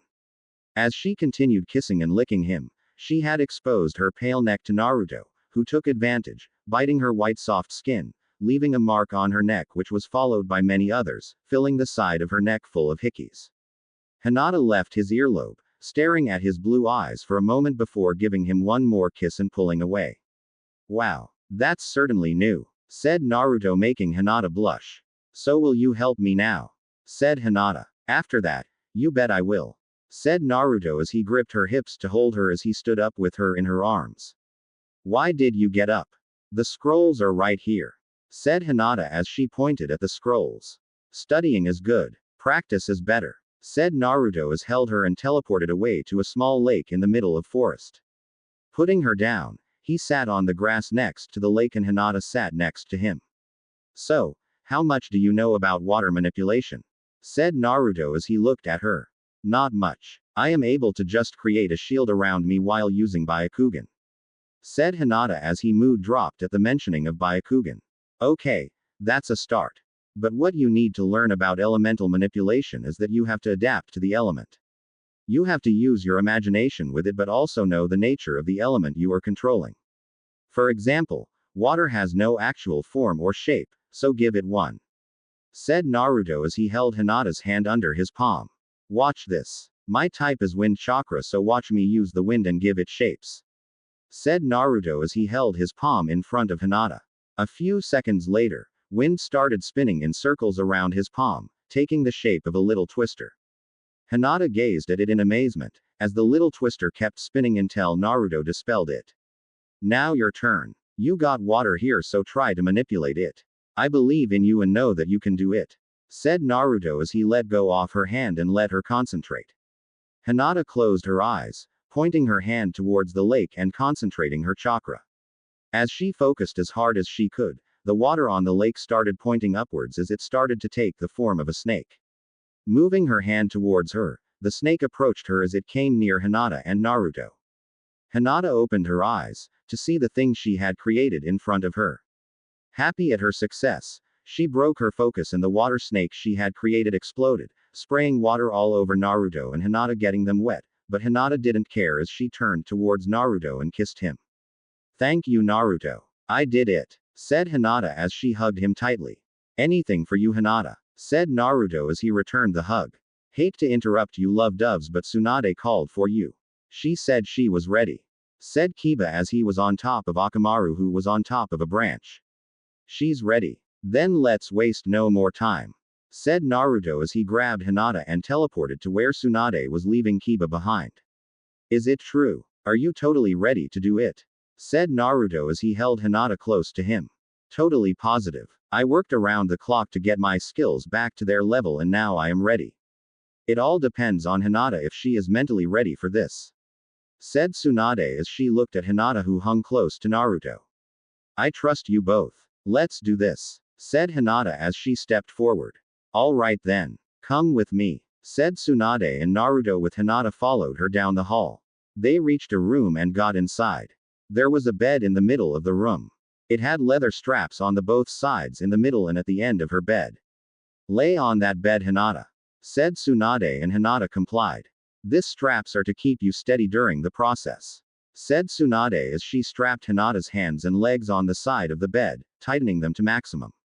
As everything was set up, Naruto got to the side of Hinata, moving the hair away from her face. Everything will be alright, said Naruto as he kissed her. I know. I got you here. I don't have to worry about anything, said Hinata, kissing him back and laying her head on the bed. Hinata, bite this. Better than biting your tongue, said Tsunade as she put a piece of leather belt between Hinata's teeth and she bit it. Naruto got into position behind her head. Tsunade was on her side, giving health care to Hinata's brain and protecting it from any injury. Breathing heavily, Naruto did a series of hand signs, and when he was done, his palms started glowing in a dark aura. Putting one hand over another, he placed them on top of Hinata's forehead and her seal.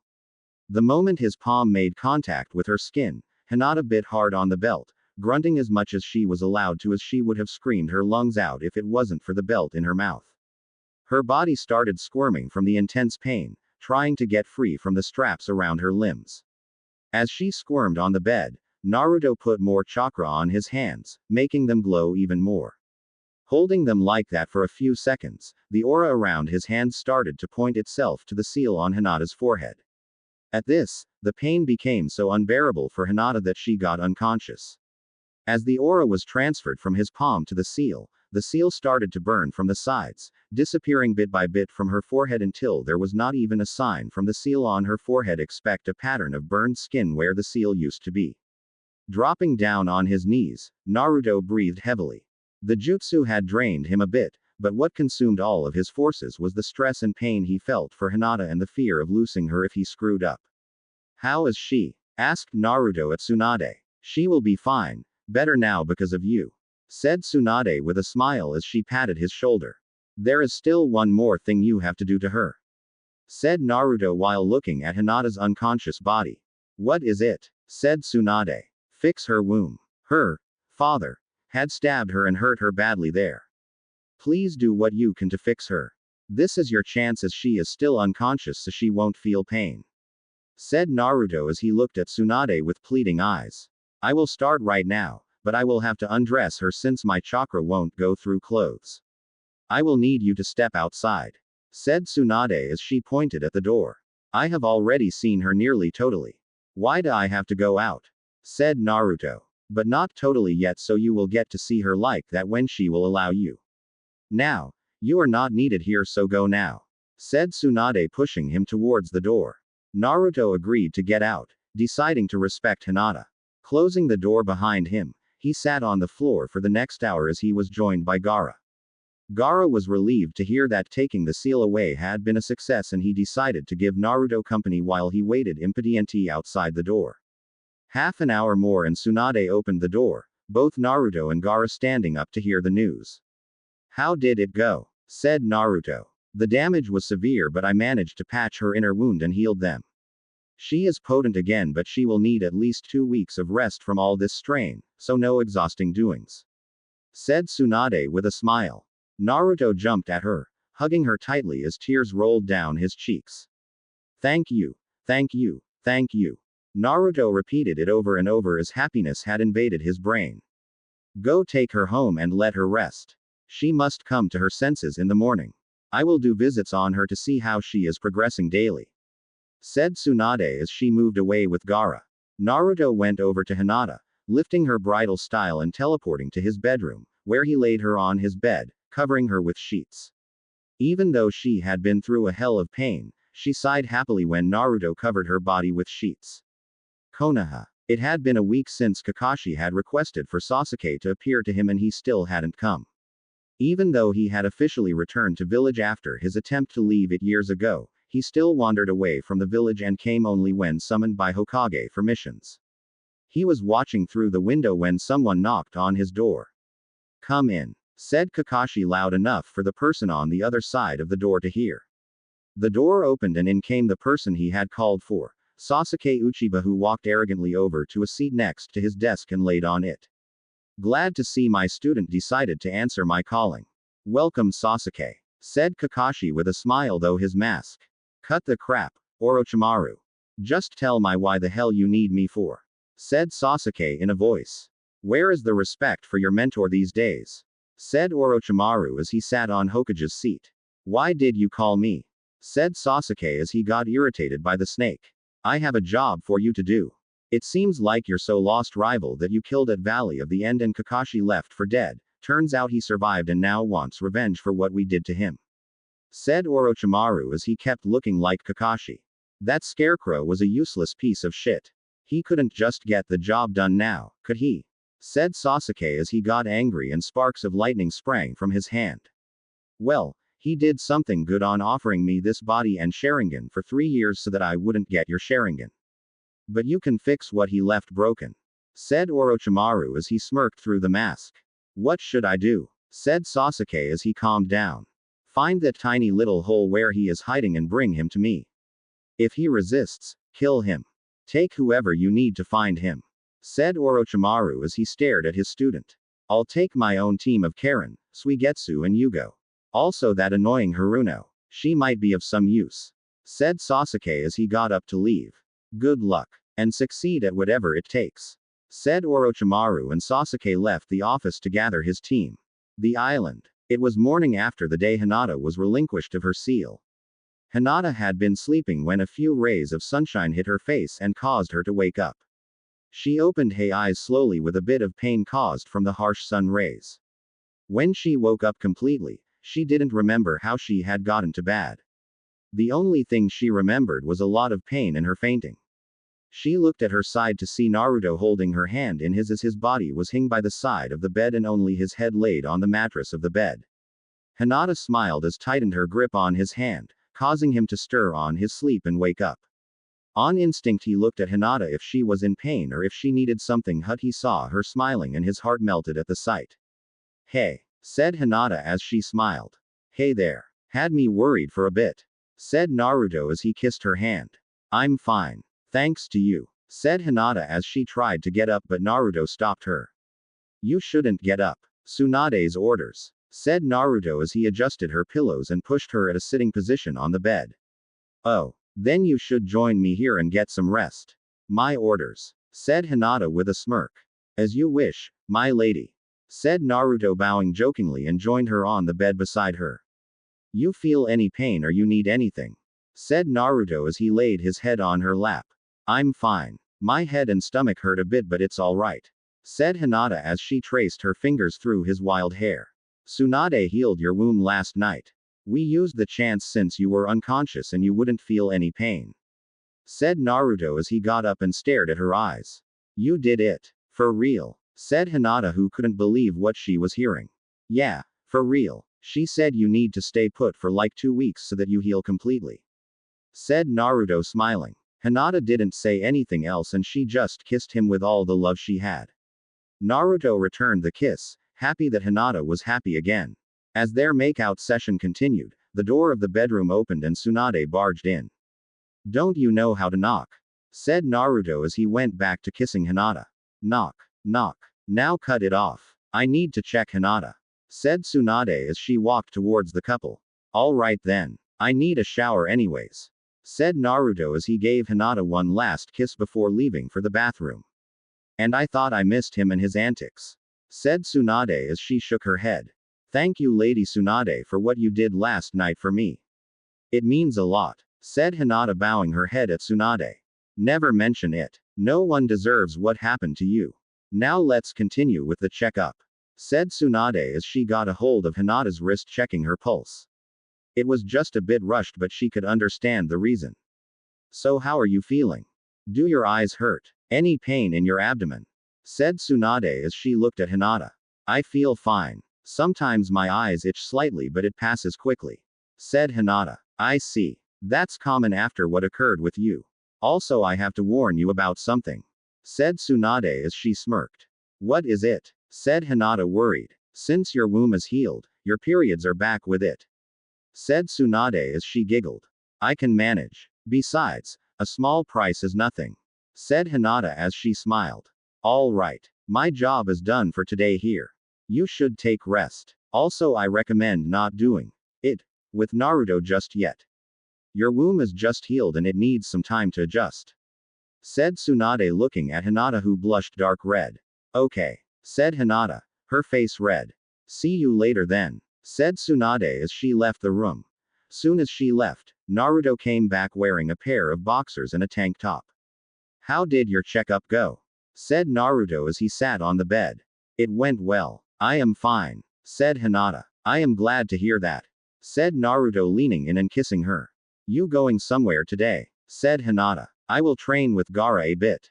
I will leave a clone here with you to keep an eye on you, said Naruto as he put on a pair of fresh clothes.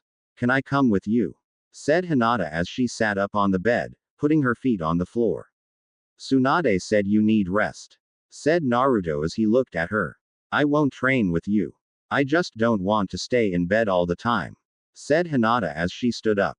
All right. But you are only watching. Don't try to do anything, said Naruto looking at her. I promise, said Hinata kissing him briefly. They moved to the part where Naruto and Gaara were supposed to train. The guys started training as Hinata sat on a branch, watching as they sparred. It went like that for hours and they still didn't seem to stop anytime soon. She didn't mind it at all as she just wanted to never leave Naruto's side and be by him. As she was enjoying the show, Her sight started to blur and she started to feel dizzy. She lost her balance on the branch, falling from it flat on her back and got unconscious. "Hinata!" yelled Naruto as he rushed to her. Lowering himself down, he pulled her on his lap, removing the hair from her face. Checking her pulse, it was still there. "Hinata, wake up," said Naruto, shaking her lightly. She slowly opened her eyes, coming back to her senses. "Hinata, are you okay? What happened?" said Naruto as he pulled her closer to himself. "I am fine. I just lost balance and fell. I'm okay," said Hinata as she tried to stand up but failed and fell on Naruto's arms. "We are going home now. You need to rest. I told you to stay home," said Naruto as he held her up and teleported to his bedroom. "I'm fine. Really," said Hinata as Naruto sat her down on top of the bed. "No, you are not. And you are going to rest now," said Naruto as he pulled a pair of Hinata's pajamas and threw them at her. "You are overreacting, Naruto," said Hinata as she started to change. "No, I am not. You passed out there. It could have been a worse fall from the tree," said Naruto as he too changed into sleeping clothes and got in bed with her to make sure she slept. "Fine then," said Hinata as she turned to the side and closed her eyes. Soon both of them were asleep. They slept peacefully until an unknown figure came into their room. He was tall with long, gray hair and two horns standing out from his forehead. He had a white robe with magatama around his neck. He approached Hinata slowly, but stopped when Naruto appeared in front of him with a kunai pointing at his neck. "Who are you and what do you want here?"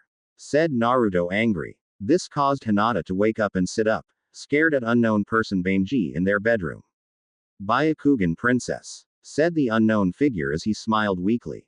"Byakugan princess, what are you saying? Answer me," shouted Naruto. "Naruto, stand down. He is not a foe," came a voice in Naruto's kind which belonged to Kyubi. "What do you mean stand down? Do you know him?" replied Naruto to Kyubi. "He is Hamura Otsutsuki. He is the brother of the Sage of Six Paths. The one who created me and other bijus. So stand down," said Kyubi, and Naruto decided to listen to him. "Okay. Explain why you are here," said Naruto as he put down his kunai. "I am here for her. The Byakugan princess," said Hamura as he walked towards Hinata, standing in front of her. "You have the Byakugan. Are you Hyuga?" said Hinata as she stared at the unknown person. "I am from what the Hyugas came to existence. I am Hamura Otsutsuki. And I am here to give you a gift," said Hamura. "What gift?" said Naruto as he came close to Hamura and Hinata. "Your Byakugan is ready to go to the next stage. I will help you achieve that and I will give you my power. You are the only Hyuga left with a pure heart and I am sure you will put my powers to good use and follow my path," said Hamura, moving his hand up so his index and middle finger were touching Hinata's forehead. "Keep following the path you are on, Byakugan princess," said Hamura as his fingers started to glow while his powers were going to Hinata. When he was done, he slowly faded away, leaving no sign of his presence here. "Hey, are you okay?" said Naruto as he approached Hinata, holding her hands. "My eyes hurt. It's like pulsations coming from my eyes," said Hinata as she put a hand in front of her face. "Let's just rest and we will figure this out in the morning," said Naruto, kissing her hand and getting in the bed. Both of them went to sleep for the second time this night. These time they slept without any more interruptions, but the pulsating pain caused Hinata to not have a pleasant sleep. They slept until the sunlight hit them in the morning. Naruto was first to wake as he checked on Hinata. She stirred from time to time, which told him something was hurting her. She finally stopped her stirring and she opened up her eyes slowly, trying to focus them at the surroundings. She finally managed to look at Naruto, who had shock written all over his face. What's wrong?" said Hinata, sitting up. "Are you feeling okay, Hinata?" said Naruto as he stared at her in shock. "I am perfect. The pain stopped and now I feel more relaxed than ever." "Why?" said Hinata. "You should probably look yourself in the mirror," said Naruto as he got out of the bed and pulled her towards the mirror. "I told you, Naruto. I feel perfectly fine." Hinata was stopped in her tracks when she reached the mirror. She looked at her reflection and she was surprised at what she saw. Her eyes that used to be blank and pupil-less, were now in a light shade of blue, with blue pupils and a form of a flower around the pupil, which seemed like a white lotus. What happened to me? Said Hinata as she pointed at her eyes in the reflection. I don't know. It must have had something to do with that old man giving you his powers. Do you feel anything different in you? Said Naruto as he pulled her in his embrace. It feels like my chakra reserves are upgraded to a level one never thought possible. And I don't feel in pain or hurt from the seal removing or Tsunade healing me. I feel totally fine. Said Hinata hugging Naruto looking for comfort for the unknown things that were happening to her. That's amazing. And besides, these new eyes just make you hotter. Said Naruto bringing her face up and kissing her. I didn't think there existed more blue eyes than yours. Now I have them. Said Hinata chuckling as she returned the kiss, pushing him on the bed. As she got on top of him, she continued kissing him with more force than she knew she had inside of her. Just as she started undressing him, their door opened, showing Tsunade who had come to check on Hinata. Hinata, you sure you are alright? Said Tsunade as she did full diagnose on her. Twice. I am fine. I don't know why you two are freaking out on me. I have never felt better. Said Hinata. Well, your eyes changed and you are totally healed as if nothing ever happened to you. You got totally healed in a night span. Said Tsunade looking at Hinata. Well, I told you how Hamura Otsutsuki gave her his powers. That changed her eyes and healed her. We should be thankful to him for this. Said Naruto sitting down by Hinata. At least he saved me for coming here every morning and finding you two on top of each other. See you two later. Said Tsunade as she left the place. That's a problem gone. Said Naruto delivering a kiss to Hinata. Sasuke and his team. So we were sent to hunt down Naruto without even a clue on what way he went. Said Suigetsu as he took a sip from his drink. He is a loose end that needs to be dealt with. So we will walk every inch of the place if we have to find him. Said Sasuke sitting on a branch. So he is alive. How is that possible? I thought he died after your battle with him. Said Sakura looking at Sasuke for an answer. It doesn't matter how he is alive. All you need to know is that we have to track him down and kill him. No, shut up. Said Sasuke with a stern voice at Sakura making her stop talking. She turned around and sat on a log, her head down. Karen just smirked from the other side. What's our move once we find where he is? We still don't know with how many other ninjas he is hanging around with. Said Jugo, who was calm at the moment. We scout our surroundings and we analyze what is our best take on him, but until then you all follow my orders. Understood. Said Sasuke as he stared at everyone and they nodded their heads. Resting time is over, time to move. Said Sasuke getting up. Soon after they moved from there, continuing their manhunt. Island. Shikamaru was laying on a field, doing on thing he knew how to do best, stare endlessly at the moving clouds in the sky. His mind calm, not minding anything around him, concentrating only at the white clouds. He was in a state of half-sleep when a cold breeze came on his face, opening his eyes. Looking from where the breeze came from, he saw his somewhat rival, Tamari. She was holding her fan with half a moon opened. Glad to see you are still that lazy good-for-nothing guy. Said Tamari as she approached Shikamaru. Last time I checked, I got you trapped in my shadows. Said Shikamaru as he returned his gaze at the clouds. And after that, as I remember you gave up. And then I had to save you from yet another girl kicking your. Said Tamari, laying her fan in the ground and sitting next to Shikamaru. I had it but you decided to play hero so I just let you get your fun. Said Shikamaru as he sat up. Yeah right. So what are you doing here? Got nothing better to do. Said Tamari looking at him. What is better than just laying here and relaxing? What about you? Said Shikamaru as he fell backwards on the grass. Needed to relax a bit. Said Tamari as she joined him on the soft grass. I never got to know. How come you got here with Gaara and the others? Said Shikamaru. Well, flashback. Start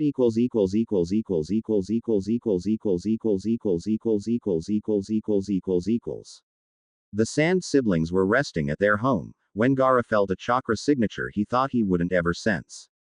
Standing up, he moved to the door, opening it when in front of it was a person thought dead by all of the world.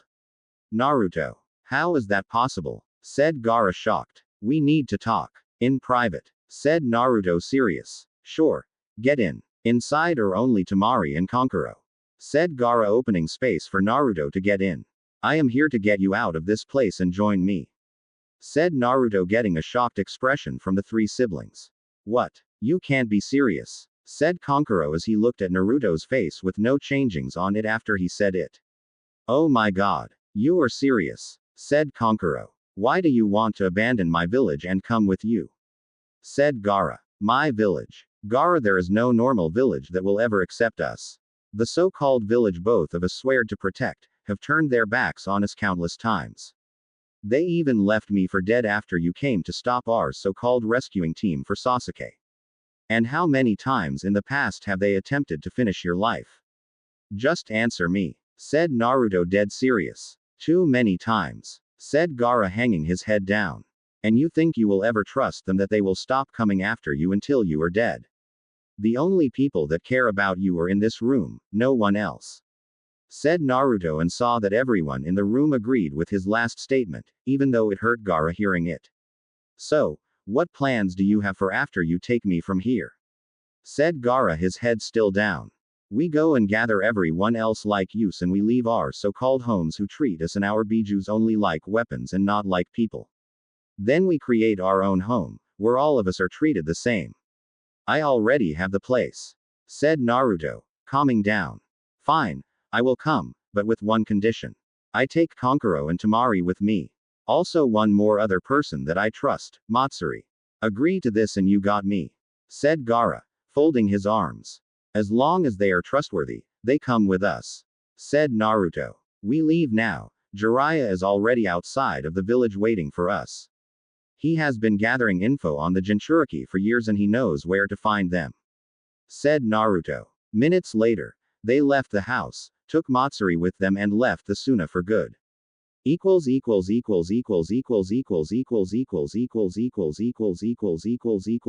Flashback. And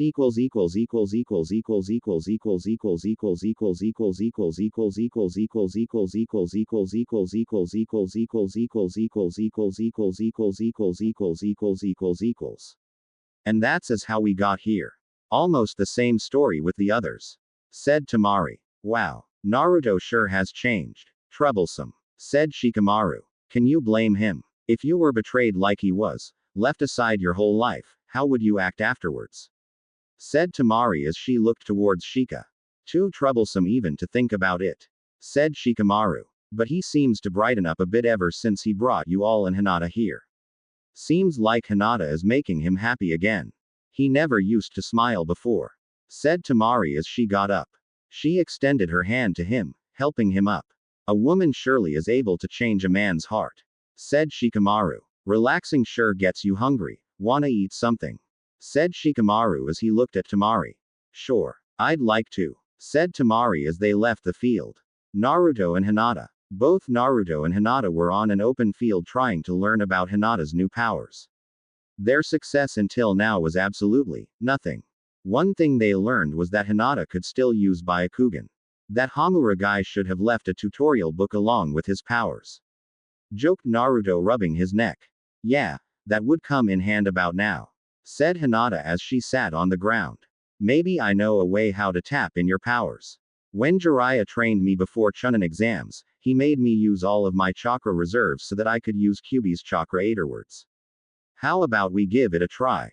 Said Naruto, extending a hand to her. What could we lose from it? Said Hinata, standing up and going in Byakugan fighting stance. And so they started sparring with each other. Hinata went left and right, up and down with her attacks, but Naruto's speed was way over hers, so she missed 90% of her attacks. As she continued attacking, Naruto only stayed on the defensive, not going for any attack whatsoever. This was taking a toll on Hinata as her breathing started to get heavier and her moves slower. That was until she went for one last desperate attack on Naruto when her hand was surrounded by a blue chakra. Landing her attack flat on Naruto's stomach, she sent him flying to a tree. Her hand kept glowing in blue and it was spreading around her arm, but she rushed to check on Naruto first. I am so sorry, Naruto, said Hinata, putting her glowing hand on the place she had hit him. It's okay. I am all right, said Naruto, sitting up, causing Hinata to move her hand from his stomach. As her hand moved away, a ball of chakra followed it as it left Naruto's body. Hinata, stop it. You are draining me from my powers. Said Naruto as he felt weaker and weaker. I don't know how. I can't control it. Said Hinata, stopping the movement of her hand to not cause any more damage. Focus. Relax. You can do it. Said Naruto. I will try. Said Hinata as she closed her eyes, breathing, trying to calm herself down first. Feeling more focused, she tried pushing the ball of chakra back into Naruto. Moving it slowly bit by bit to Naruto's body, she felt his body accepting back the chakra. Slowly, she put it fully back in, sighing in relief at it. Concentrating, she was able to make the chakra on her arm vanish. See, I told you we could figure it out. Said Naruto, pulling her close. But I can't control it. Said Hinata, putting her head on his chest. We can make it happen, but some other day. That chakra absorbing thing got me hungry. How about we go home and you cook me something marvelous like you always do? Said Naruto, lifting her face up. I guess I owe you that. And I am tired too. Said Hinata, kissing him. Let's go home. Said Naruto as he teleported them in their house. I will take a quick shower so you take the ingredients for whatever you want me to cook you. Said Hinata, turning around and leaving. Any chance I can join you? Said Naruto, making her stop in her tracks. No. Said Hinata, sticking her tongue out and moving away. This made Naruto chuckle as he did what Hinata had asked him to do. A few minutes later, Hinata came out of the shower, wearing a large t-shirt and underwear. Moving to the kitchen, she looked at the ingredients Naruto had pulled out and it led to one food, ramen. She went on to make the food for both of them. After she was done, they sat down and ate the ramen, both finishing their bowls to the end. As Hinata was washing the dishes, she felt Naruto's arms wrap around her. Thank you, Hinata, said Naruto, laying his head on her shoulder. Don't ever thank me. You have done more for me over the years than I could ever do for you. Said Hinata as she left the bowl on the sink and turned around to face him. You can't imagine the effect you have on me. You are the only thing that makes me smile right now. Said Naruto, moving closer to her. You have done the same for me. Said Hinata, moving her hand over his cheek. I just love you. Said Naruto, leaning in and kissing her full of love. Wrapping her arms around his neck, she returned the kiss, pulling him closer towards her and wrapping her kegs around his waist. Lifting her up, Naruto moved to the couch in living room, laying there with her on top of him. Continuing their kiss, Naruto rubbed his hands over Hinata's soft thighs as Hinata started removing his shirt. Pulling his shirt up, she put it over her face and with an evil smirk, she started tickling Naruto over his ribcage, making him laugh hard under the shirt. Naruto was laughing uncontrollably as Hinata continued tickling him, moving higher and lower over his abdomen. I will so get you for this. Said Naruto as he tried to get a grip on her, but she wasn't there. You gotta catch me first. Said Hinata from another side of the room. You think you can get away from me? Said Naruto as he took off his shirt and chased after Hinata. Running through the whole floor, Naruto continued to chase after her, finally pinning her at the front door with nowhere to go. Holding her arms on top of her head, he gave her a spank at the side of her bottom, making Hinata yelp. Smirking, he put his hand under her shirt ready for revenge. Just as he was about to punish her, there was a knock coming from the other side of the door. You are one lucky girl. Said Naruto, releasing her arms and sighing before opening the door. She sure is. She got to have my student as her boyfriend. Came the sound of a familiar voice when the door was opened. In front of half Naruto and Hinata stood the pervy sage, Jiraiya. You better have the best reason in the world to show up right now. Said Naruto, putting the half Hinata behind his back. I didn't mean to interrupt anything. But believe me, the news I have, are enough to make me escape from your wraith. Said Jiraiya, rubbing the back of his neck. Start talking then. Said Naruto, serious. The news are not just for you, boy. Gather everyone you took from Konoha. It's of great importance. Said Jiraiya. Wait here. And don't you dare do or say anything pervy to Hinata while I am gone. Said Naruto, sending a glare his way which meant, touch her and your balls are off.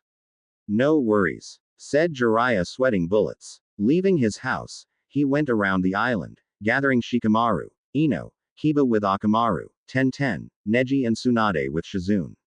It didn't take more than a few minutes until the whole gang was in front of Naruto's house, where they were greeted by Jiraiya and Hinata.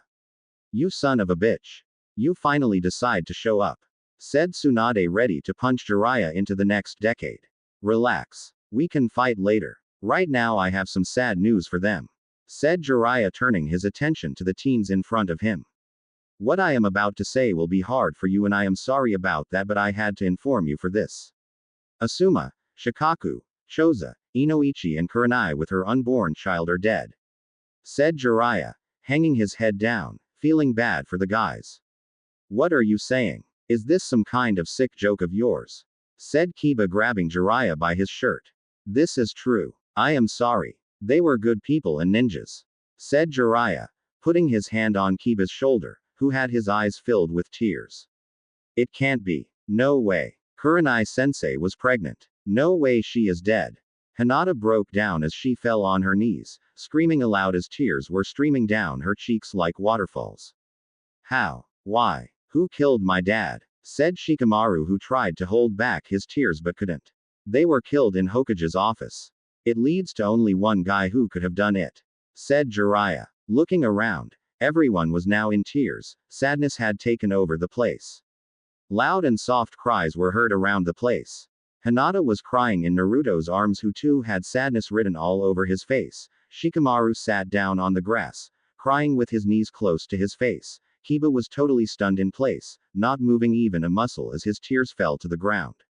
Ino, on the other hand, was swaying back and forward until she lost her conscience, falling backwards on the grass. As the sound of somebody falling was heard, they rushed to check on her. She's fine. She is just unconscious, said Tsunade as she checked her vitals. I'll take her home, said Kiba as she grabbed her from the ground up in his arms. Without saying another word, he took the road to Ino's house. Neji helped Shikamaru up too, escorting him to his home, followed behind by Tenten. Looking over at Naruto, Jiraiya shook his head as he left the place along with Tsunade and Shizune. Naruto got Hinata on his arms as he got inside, going straight for their bedroom. Putting her on the bed, he joined her and put the covers on top of them, pulling Hinata close to him, letting her empty her sadness over him as she continued to cry. It took hours until she had cried herself to sleep. Kissing her on the forehead, he joined her in the sleep. Morning with Ino and Kiba. Ino opened her eyes as the sunlight was hitting her hard on the face. Her eyes were swollen as she had cried in her sleep all night and her pillow was drenched in her tears. Moving the covers away, she realized she was in her pajamas. She remembered going to Naruto's house with normal clothes. She was confused at what happened to her after passing out. That was until Kiba came into her room, holding 2 cups of coffee. He seemed to be wearing his clothes normally and he seemed like he didn't sleep all night. His eyes had heavy bags over them. Kiba, what are you doing here? Said Ino as Kiba moved closer to her. You passed out last night, so I brought you home. Here, I thought you might need some. Said Kiba, handing her one of the cups. Thanks. Kiba, did you change my clothes? Said Ino, blushing and taking a sip from her coffee. Yeah, but I didn't look. I promise. I just thought that after that, you would at least need to sleep more comfortably. I am sorry that I did it without asking you. Said Kiba, looking over at her. It's okay. You were taking care of me. Thank you. Said Ino as she leaned on Kiba's shoulder. Listen, Ino. With what happened, now we need to be closer to each other than we ever were. Not just you and me, but everyone. And if anything ever troubles you, I want you to know that you can always count on me. Said Kiba, taking a sip from his coffee. I know, and it works both ways. Come on, you need a fresh shower and some sleep.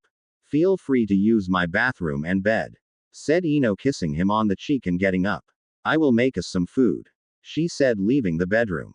Naruto and Hinata. Naruto woke up, feeling something on his chest. Looking over at his chest, he could see Hinata hadn't moved an inch since they had gotten in bed last night. Her hair was all over her face and he could detect that her eyes were still swollen from last night. Slowly moving the hair behind her ear, she let out a sigh and started stirring. It didn't take any longer and she woke up. Good morning, said Naruto, cupping her left cheek and stroking it with his palm. Morning, Naruto, said Hinata as she sat up, freeing Naruto below her. How are you feeling? Said Naruto and regretted it as Hinata got sad again. There is nothing we can do for them now. The least we could do is revenge their death. said Hinata, raising her head. Couldn't agree anymore. The ones responsible will pay for this, said Naruto as he sat up and kissed her forehead. Come on. We got training to do, said Hinata as she got up and Naruto followed her. Time skipped to October 10th. It was a day Hinata had planned for a long time.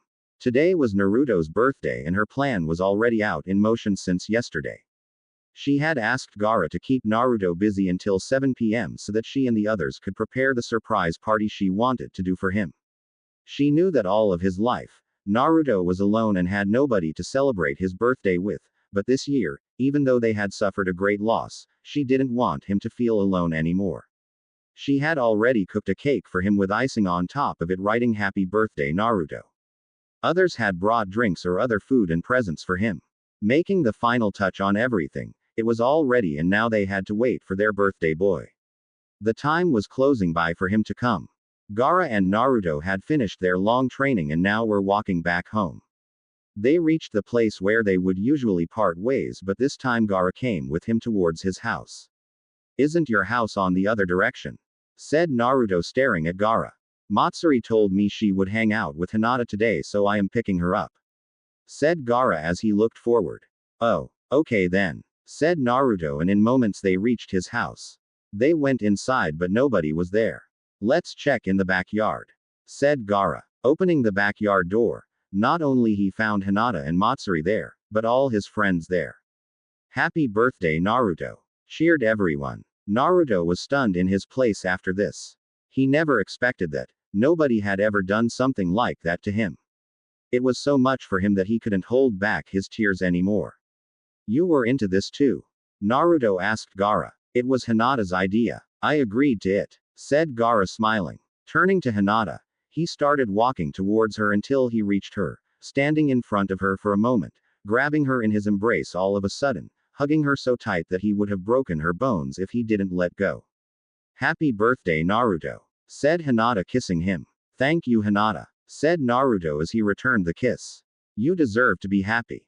Come on, let's celebrate, said Hinata as she grabbed his hand and pulled him towards everyone.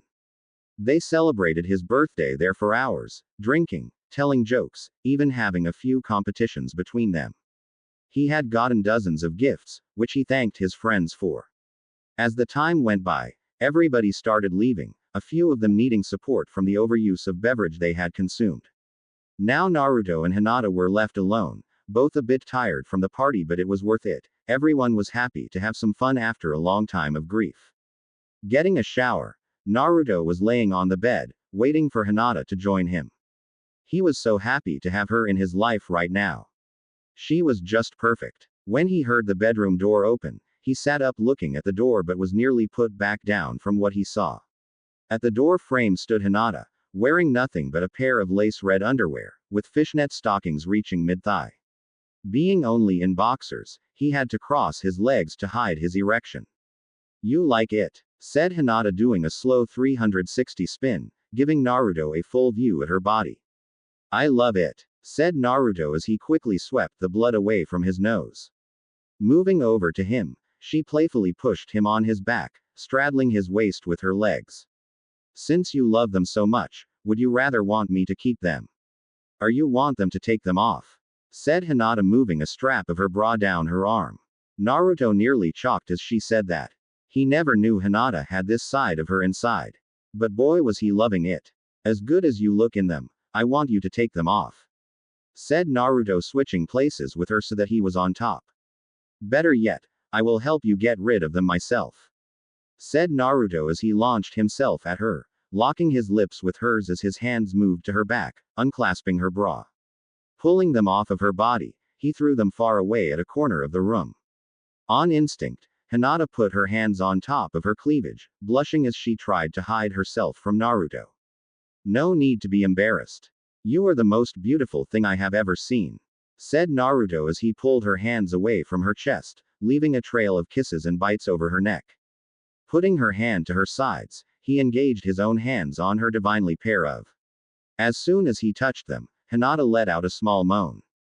Smiling, he groped them, making the sound of her moan rise in volumes as his fingers sunk on her soft flesh. He was amazed at her, Her were huge, yet they were soft to his touch. Leaving her neck full of bite marks and hickeys, he kissed her once then moved lower, licking her from the top down, until he reached her, taking it in her mouth, sucking and biting lightly on it, making Hinata yelp in pleasure, as she gripped his hair, pushing him further on her, wanting him to continue the job he was doing so great.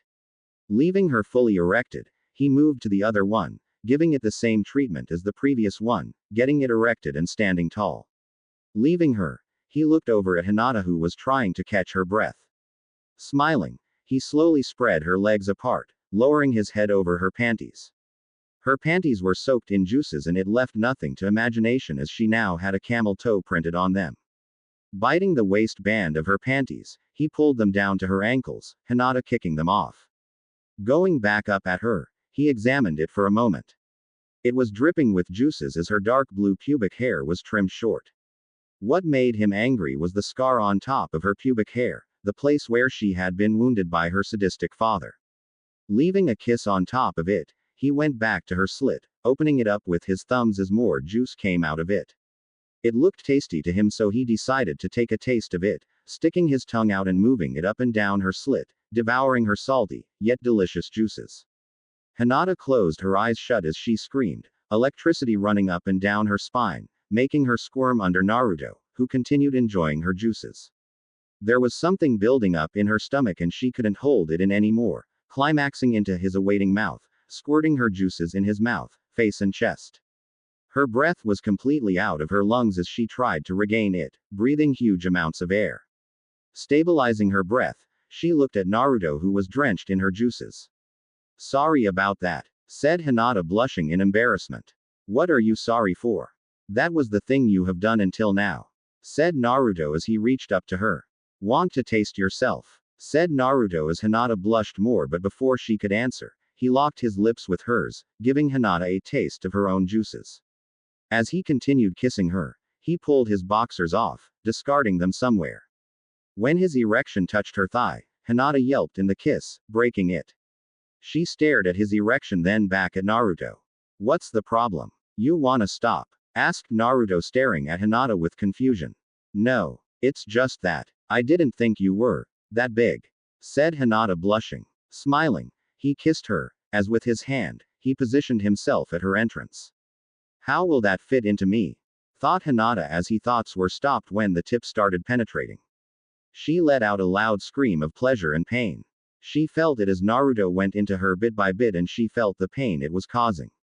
When he was halfway in, he stopped there for a moment before, pushing with force, going fully inside her as he balls slapped on her. Just as she was about to scream, Naruto silenced her by kissing her. She was crying now and he knew it was because of him. He felt bad for hurting her. He wanted to ease her pain as he whipped her tears away with his thumbs, as he then played with her, knowing they gave her huge pleasure before. It took a few minutes until her cries died down and he felt her legs wrapped around his lower body. He broke out of the kiss, looking at her face as instead of tears, there was a smile on her face. It's okay now, nodded Hinata. Taking this as a hint to move, Naruto pulled a bit backwards, then pushing back forward as he heard her moan. Not by being hurt, but by feeling pleasure. He started gaining momentum as his movements started becoming faster and faster. It took a hell of a toll on Naruto, trying not to have an immature climax, but it was getting only harder and harder as the pressure around his only started to become stronger. Hinata on the other end was on cloud 9. Naruto's was scratching places inside of her she never knew she had and the pleasure she was getting from it was unmeasurable. But she started feeling she was being passive on this act. She wanted to do something for Naruto too.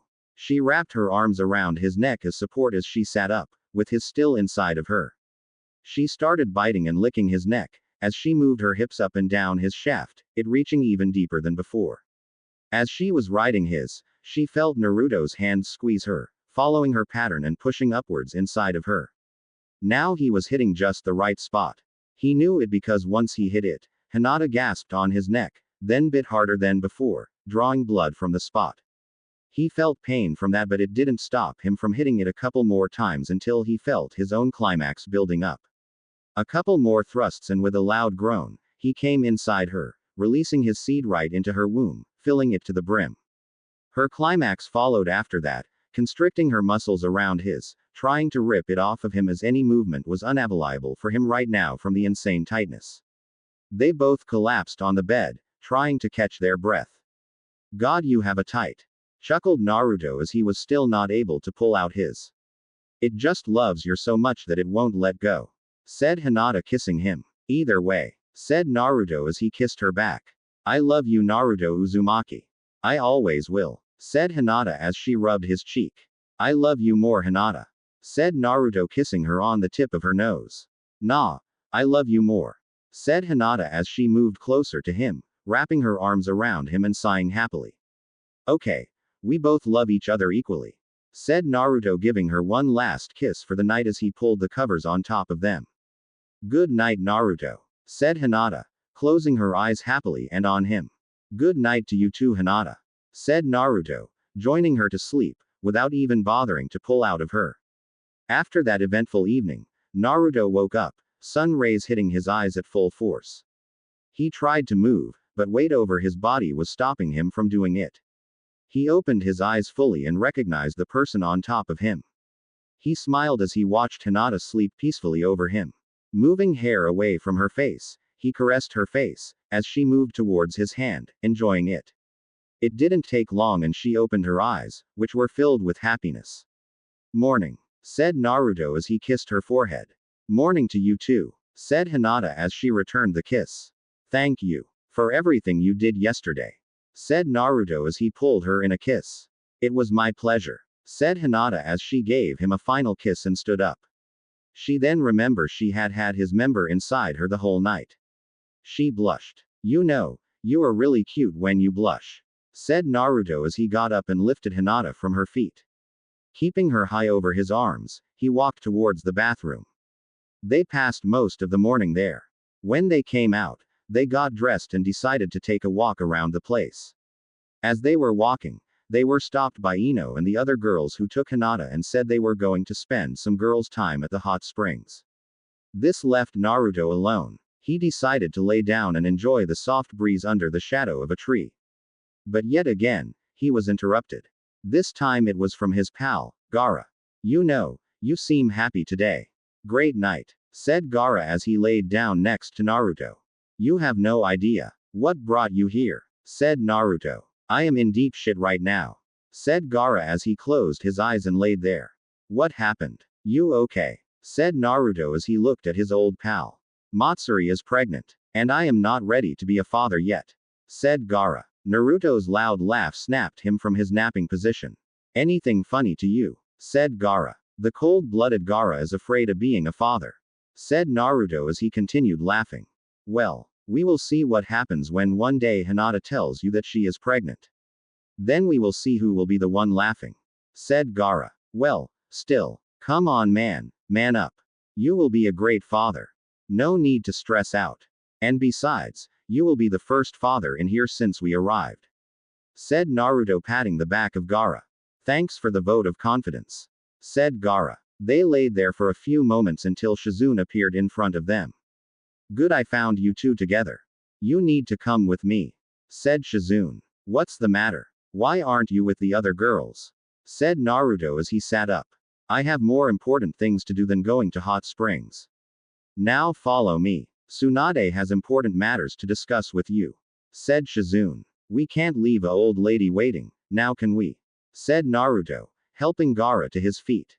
Let's go, said Naruto. And with that, he teleported the three of them to Tsunade's location. When they appeared into Tsunade's office, they found her there. She had a lot of scrolls in front of her as she was going through one of many. We are here, said Naruto, gaining Tsunade's attention. Good. Sit down. Both of you, said Tsunade. They did what they were asked and sat across Tsunade. I finally got in contact with a few lords, and they are willing to cooperate with our small village. They are willing to give missions and pay for that, and they want to invest here too with different trades, said Tsunade. That's good to hear. What are their conditions? I don't believe they are going to do this without asking of something in return, said Naruto, leaning on the chair. They ask that the missions they give you are to be done discreetly and without mentioning who they are funded of, Since we are a group of rogues and they don't want their name to be used on us, so that they stay clean of any business with us. Explained Tsunade. That's agreeable. We can do that, said Gaara. Rogues. I like how that sounds. Chuckled Naruto. You have to consider that probably most of the missions will be high-ranked assassinations. You agree with that, said Tsunade as she looked at both of them. We do. I want to build this place on strong foundations. So something like that would only make us stronger, said Naruto as he looked at Gaara, who nodded, agreeing with him. Good. I will see that the agreements with the lords are legit. And as for the moment, I have a mission myself for you, Naruto. It won't pay in cash, but we can get something more valuable from that, said Tsunade. What is the mission? Asked Naruto. The mission is that you go and kidnap Hiashi from Konoha. He is in the village council of leaders. He may have information we can use, said Tsunade as the look on her face changed to dead serious. How do you know he will make it alive back here if you send me there? All I want to do to him is cut his insides out and feed it to him, said Naruto angry. He wanted to make him pay for everything he did to Hinata. I know. That's why you are not going alone. Gaara will come with you, said Tsunade. I can take care of myself. He can stay here, said Naruto. You are stronger than your enemy, that is true. But I am sending him with you to keep an eye on you, said Tsunade. Fine. But in one condition. Hinata doesn't get to know about this until I am back, said Naruto sternly. She doesn't get to know of this, said Tsunade. Leave when you are ready. And with that, they both left the place. They decided that they would leave tomorrow before dawn. They decided to go home and wait for their girls, since they would probably be back soon. Soon Naruto was on his living room couch, his mind wondering about if he could resist taking Hiashi to hell and back at first sight of him. And before he realized, he was into his mind, facing Kyubi. Hey, you still thinking about what Tsunade said? Said Kyubi as he looked down at Naruto. How can I not? She wants me to bring back the person that caused Hinata the most pain, said Naruto. How about this? You give Tsunade what she wants first, then we get to put our hands on him. Well, your hands and my claws on him after she is done with him, said Kyubi. Your claws? You want a piece of him too, said Naruto. I am in you, remember. I feel what you feel, and I know what you feel about him, said Kyubi as he laid down on the floor. We can do that. We can work on him after they get what they want from him, said Naruto as he fist bumped Kyubi. Good. Now leave. Your little vixen is home, said Kyubi, and with that, Naruto left. And just like Kyubi said, Hinata was home and was already sitting over his waist. Hey there, said Naruto. Hey, how was your day? Said Hinata as she leaned forward, giving him a brief kiss. It was good. What about you? How did it go at the hot spring? Said Naruto as he wrapped his arms around her. It was relaxing and stressing. The girls were all over me, wanting to know what goes on between us, said Hinata as she laid her head over his chest. That was turning to be her favorite place to put her head on. Was it so obvious of what we did? Said Naruto as moved his hands over her body, stopping them over her butt. Well, you surely leave your marks. That is a giveaway, said Hinata as she pointed at the hickeys over her neck. You didn't mind it at all when I gave them to you, said Naruto as he massaged her butt with his hands. I wouldn't mind even if you gave me more.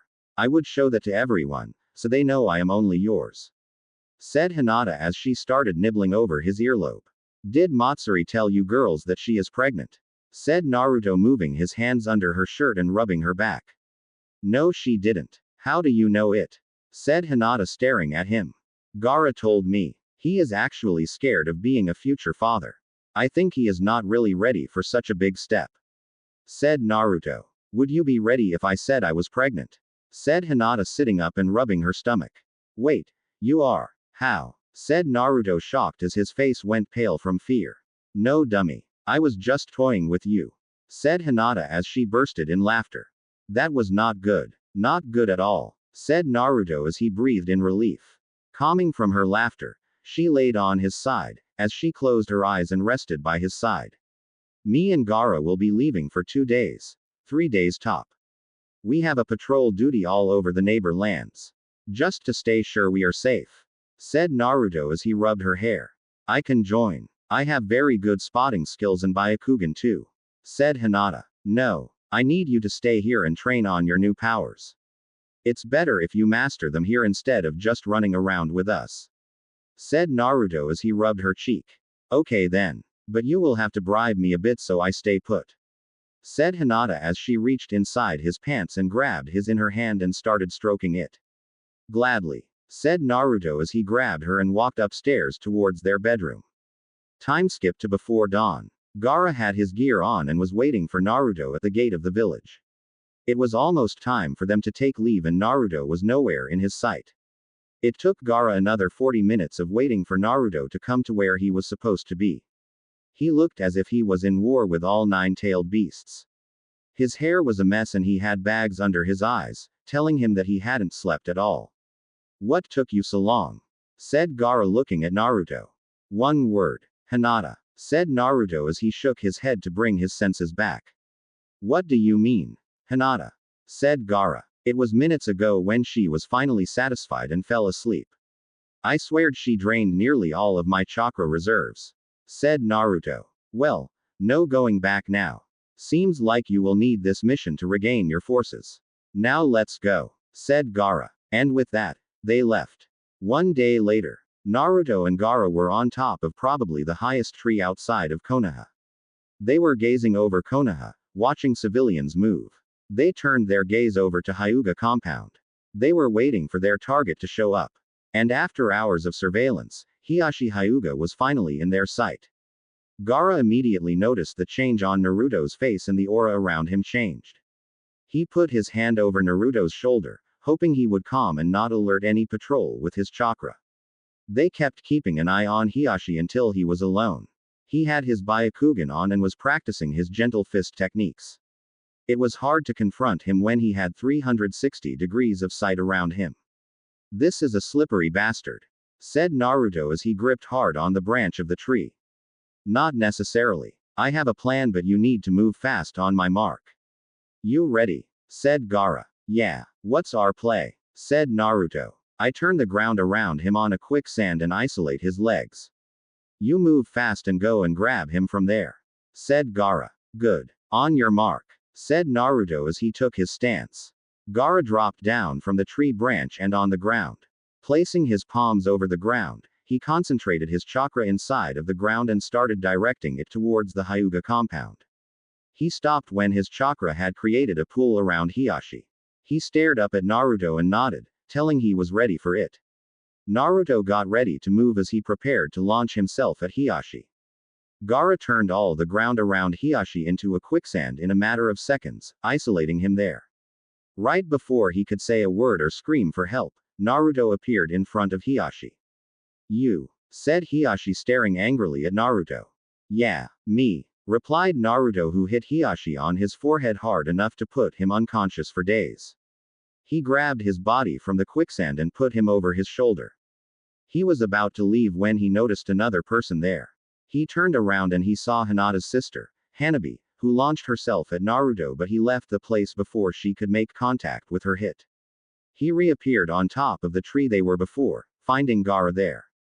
He looked back at the compound and noticed that Hanabi had left, probably alerting every force possible on Konoha. We need to go, now, said Gaara, at which Naruto nodded. Turning around, they left the place with Hiashi on Naruto's shoulder. It took them 1 day and a half of travel back to their village, and when they reached the gate, they found someone waiting there who shouldn't have been in that place at that moment, Hinata. Naruto, what is this? Said Hinata as she looked at the body of her father on his shoulder. I can explain this, said Naruto as he put Hiashi on the ground. Hinata didn't say anything and just left the place, running somewhere not decided. Gaara, take him to Tsunade, said Naruto as he left to catch up on Hinata. It didn't take long and he found her near a lake, looking over at the water. Hinata, listen to me, there is a reason behind what I did, said Naruto as he approached her. And what might that reason be that made you lie to me? Said Hinata as she turned around to face him. We could use the information out of him. And also he has to pay for what he did to you all of your life, said Naruto as he got closer. And you decided to keep that a secret from me, said Hinata. I wanted to protect you. And I didn't know how you would react or if you would even approve of all of this. I didn't know if you would even let me go if you knew this would happen. Said Naruto, and a hard slap came from her over his cheek. You think I don't want him to pay for what he did to me and everyone through all of these years? I want to hurt him as much as you do. And I would have gladly helped you on kidnapping him myself. But you decided to lie to me and leave. I don't want lies in my life anymore, Naruto. I have been lied and hurt enough. Said Hinata as her eyes watered with tears. And I won't ever lie to you again. Not ever. I promise no more secrets between us anymore. And I am truly sorry for having to lie to you about this. It won't happen again. You have my word, said Naruto as he pulled her in his embrace. You promise, said Hinata as she wrapped her arms around him and pulled him towards her. I promise. No more secrets or lies, said Naruto, holding her tight. It took a few hours for Hiashi to come to his senses. He found himself in a dark room, strapped to a chair with chakra bindings, stopping him from molding chakra or moving. Wherever this place was, it was nowhere near Konoha. Where the hell am I? Screamed Hiashi, hopping for some response from anyone. In a place you wish you never stepped foot on, said Naruto as he came out of the shadows of the room. How dare you? Do you know who I am? Yelled Hiashi, but was replied with a punch to the side of the head. You were a douchebag in Konoha. Here, you are in a place where you are a bigger douche and you are in really deep shit, said Naruto. So now you will torture me or something? Smirked Hiashi. And what would you get from that? Joy. My friends need information from you, and you just need to be alive for that. But it doesn't mean that you have to be healthy, said Naruto. But first, I have to show you something, said Naruto as he gestured for someone to come closer from the shadows. It was Hinata and Neji. Naruto removed the birdcage seal from Neji after the death of the Junins. I just didn't mention it. Hi, father, said Hinata as she stared down at Hiashi with disgust. So this is the hole you hid in. You betrayed your village and clan to join him. No wonder I put down you two all of my life, said Hiashi. We finally escaped the prison you called a clan. And guess what? You can't control us anymore, said Neji as he removed his bandage around his forehead, revealing a clear forehead, no seal over it. That is impossible, said Hiashi, whose jaw was about to hit the ground. For Naruto, it is not, said Hinata as she kissed Naruto. And now the two you thought to be failures are now free here. And now with that cleared out, it's about time I made you feel hell, said Naruto, taking off his shirt. After Hinata and Neji left the room, he closed the door. Right after that, he released Hiashi from his bindings, letting his use chakra again. Hiashi didn't wait as he launched himself at Naruto, but just hit air. Turning around, he was met by Naruto's punch, throwing him to the other side of the room. Just as Hiashi was trying to stand up, a swift kick followed at the side of him, sending him flying away, with crushed ribs. Hiashi started coughing blood out of his mouth. Hiashi tried to extend his arm towards Naruto, trying to grab him and pull him down, but Naruto grabbed his arm. Pulling Hiashi to the middle of the room, he stepped on Hiashi's back as he pulled both of his arms towards himself, ripping the rotator cuffs out of their sockets, making Hiashi's arms go limp on the ground. The screams of pain had already filled the place.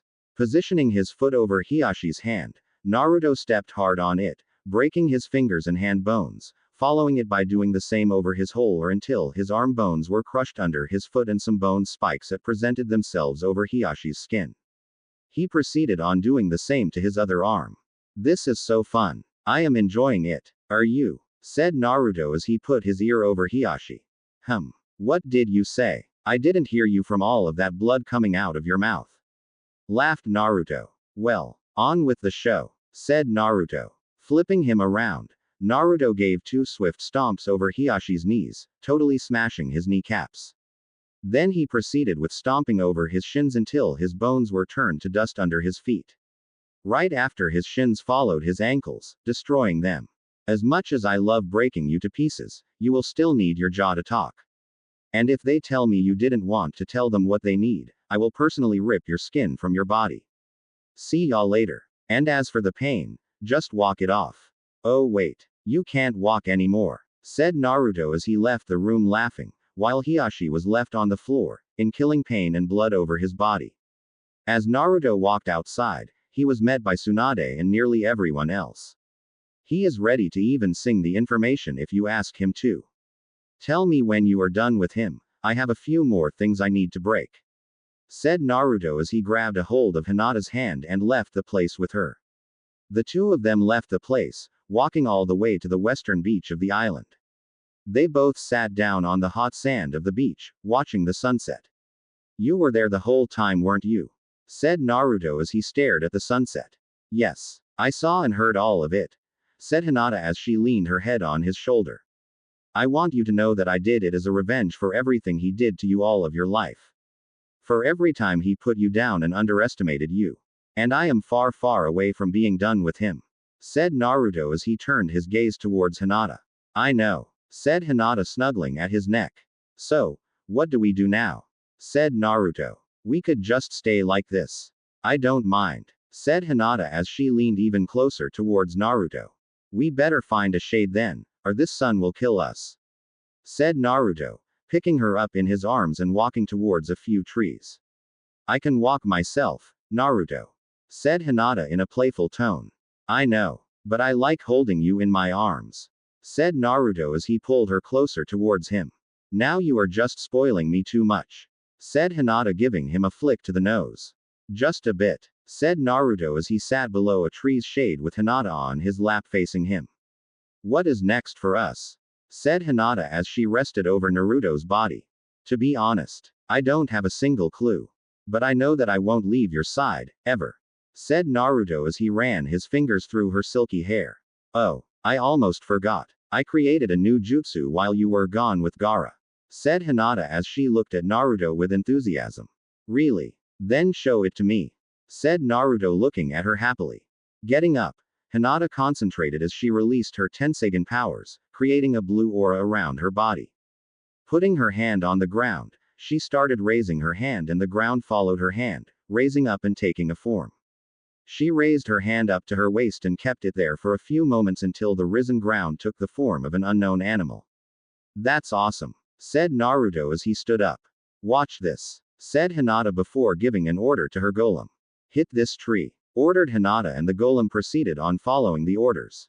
It tightened his fist and hit the tree, destroying it, as wood splinters flew at all sides. Wow, was all Naruto could say as his jaw dropped. Cool, right, said Hinata as she dismissed the golem, turning it back to normal dirt and going back to her normal self. That was amazing, said Naruto as he grabbed Hinata up in his arms. Proud of me, said Hinata. Always was, replied Naruto as he locked his lips with hers. They dropped on the floor, with Hinata on top, making out. Their kissing went on. Naruto sneaked a hand under her shirt, grabbing it by the hem and pulling it up and taking it off. His mouth moved down from her lips to her neck and along her shoulder. His lips stopped in the middle of her shoulder before he started kissing and licking that place until he stuck his teeth forward and bit hard on her shoulder, making blood come out and Hinata scream in pain. What was that for? Said Hinata, confused as the pain stung from her shoulder. For this, said Naruto as he drew a pattern with Hinata's blood over her shoulder, before it started glowing red and finally settled down with a crimson color over her shoulder like a tattoo. What is this? Said Hinata, pointing at the tattoo over her shoulder. That means that I will know what you are feeling, even if I am far away from you.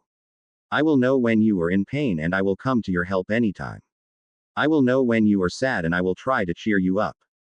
And I will know when you are happy and that would make me happy too, said Naruto as he caressed her cheek. Hinata didn't say another word as she launched herself at Naruto, ravaging over his lips as if that was the last thing she would do. Gripping his shirt, she tore it in two, her hands feeling his chest under her hands. Grabbing the hem of his pants, she pulled them down, letting his erect member stand free. Standing up for a moment, she took off her pants and underwear, before positioning herself on top of Naruto and going down over his shaft, going down to the brim and releasing a high moan. Interrogation. Orochimaru, that sneaky bastard, shouted Tsunade as she punched the nearest wall. So we had been serving Orochimaru ever since we returned Sasuke, said Shikamaru, who maybe for the first time in his life showed some interest. It's true. Orochimaru got Kakashi's body, instead of Sasuke's, said Hiyashi as he continued to spit blood in mid-sentence. And you knew of this the whole time. You bastard, yelled Kiba, who launched himself at Hiyashi but was held by Killer Bee and Neji. You were the ones who didn't realize it, said Hiyashi with a smirk. And you dare smile. I will kill you. My dad died. Be accused of this, said Ino, who picked a kunai and threw herself at Hiyashi, looking to slice his throat. She was grabbed by Tsunade, holding her in place. Well, you are gonna wish I let her kill you once Naruto comes back. Everyone, let's go, ordered Tsunade, everyone leaving the room, leaving a crippled Hiyashi behind. Once they were outside, they met with Naruto and Hinata, who had returned from their walk. Did he sing? Said Naruto as he stopped in front of everyone. Yeah, a whole song, said Tsunade. Well, said Naruto, waiting to be informed about what Hiyashi had said. And so Tsunade told him everything that he had said ever since he had left. As Tsunade continued to tell him everything, Naruto was losing it more and more, and the more he wanted to go in there and snap his neck. But deep down he knew that Hiyashi had to pay, deeply. And when Tsunade was done briefing him, he just walked straight through everyone and back to where Hiyashi was. Grabbing Hiyashi by his leg, he pulled him through the room until he reached the wall at the end of the room. Doing a hand sign, golden chains came out of his hand, wrapping around Hiyashi's leg. Rising his hand, the chain followed and rose Hiyashi from his leg and pinned him to the wall by one leg, his head down. Leaving him like that, Naruto reached in his pocket, grabbing a bunch of daggers. He started throwing them at Hiyashi, hitting him with precisity as not to hit a place that would make him bleed to death. His intention was to cause him tons of pain, not kill him. He threw them across his skin, giving him worse cuts than paper cuts. He continued doing so until he ran out of daggers and left a chopped Hiyashi hanging from his leg. See you tomorrow. This was just the appetizer. The main dish is far away, said Naruto, leaving Hiyashi hanging like a pig in a butchery. 1 week had passed since the imprisonment of Hiyashi and learning the truth of what had been going on in Konoha in the last 3 years. And during this week, missions were finally being given to everyone by Tsunade. Most of them assassinations missions, just as she had stated before. Most of them had gotten their missions and had returned back with their missions accomplished. One thing Naruto had made sure before the missions were given, was that he would put a seal on everyone, as if in a state of emergency. With a push of chakra to the seal, everyone would be alerted of a teammate being in danger and where their location was so they could assist them at any time. Right now, Kiba and Ino along with Akamaru had just finished a spying mission. They had had to spy on a landlord, learn his routines and habits, also learn his plans he had against the landlord who had asked for this mission, then report it back to Tsunade. They had finished the mission and now were on their route back. The mission had gone smoothly, Ino's mind transfer making it really easy, as she would transfer her mind to birds and then spy on their target. They were jumping on tree branches in peace, up until Ino sensed 5 chakra signatures coming their way fast, one of them faster than the other 4. Kiba, look, oh you. Before she could finish, a punch made contact to the side of her skull, knocking her unconscious. Ino, screamed Kiba, who rushed towards Ino and the attacker, but was met by a hard punch to the gut, bringing him down to his knees. Trying to lift his head to look at the attackers, he was hit again, knocking him out. Akamaru was taken care of right after, as a big blade sliced down his neck, separating his head from his body. Tie them up, said the leader of the 5. The Rouge's Island. Naruto was walking towards Tsunade's office. His gut was telling him that something was not right, and most of the time, his gut was right. He reached Tsunade's office, entering it, finding Tsunade working on some documents. Naruto, what brings you here? Said Tsunade. Just wanted to see if everything was going alright. I just have a feeling and want to kill it by knowing that everything is alright. Said Naruto as he sat down. Everything is alright. Every team that was in missions has returned. Expect from Kiba and Ino, who should be back by the day's end. What is going on, Naruto? Said Tsunade as she now got concerned. My gut tells me something is not right. Maybe it's nothing. Maybe it's something. I don't know. Said Naruto as he scratched his chin.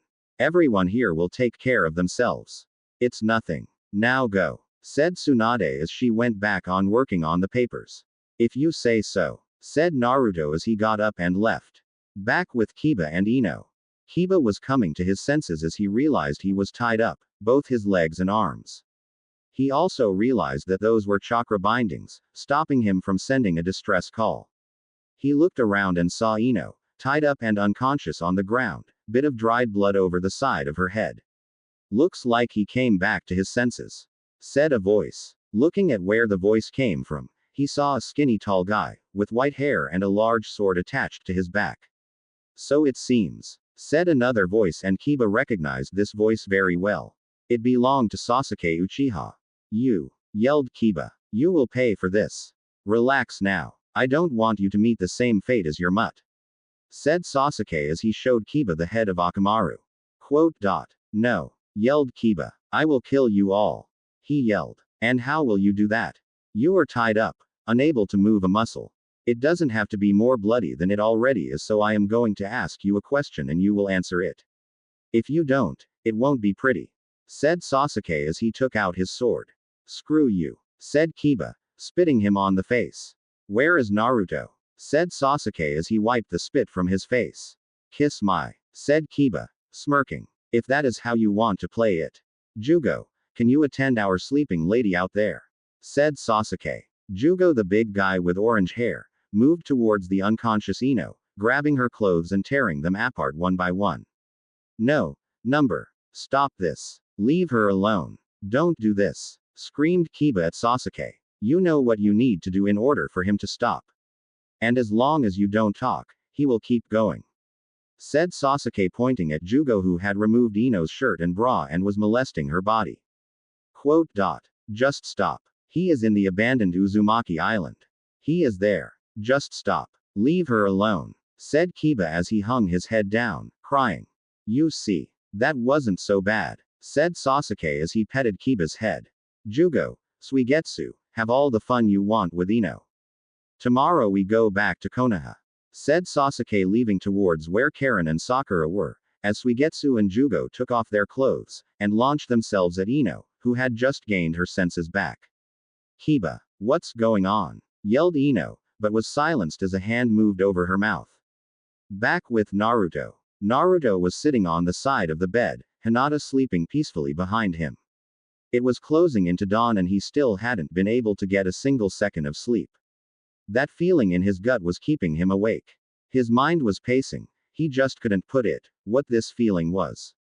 His mind calmed down when he felt a hand over his shoulder. Naruto. What is it? Said Hinata as she hugged him from behind. I haven't been able to shake that feeling away from me, said Naruto, kissing her hand. Come on. You need to sleep, Naruto. They have the seal on them. If anything happened, they would have alerted us, said Hinata, lowering her head over his shoulder. What if someone found a way to stop my seal? Said Naruto, staring at her with concern. Then let's go find them. Come on, said Hinata as she stood up, putting on clothes. This way you will get your relief, said Hinata. Okay, let's go, said Naruto as he got dressed too. Soon after they both left the place. Once they were out of the island, Hinata activated her Byakugan as Naruto went into Sannin mode, trying to make tracing of Ino and Kiba much faster. It took them nearly 2 hours to finally get them into their range, and once Hinata saw them with her Byakugan, she did her best to compose herself but couldn't. Quote.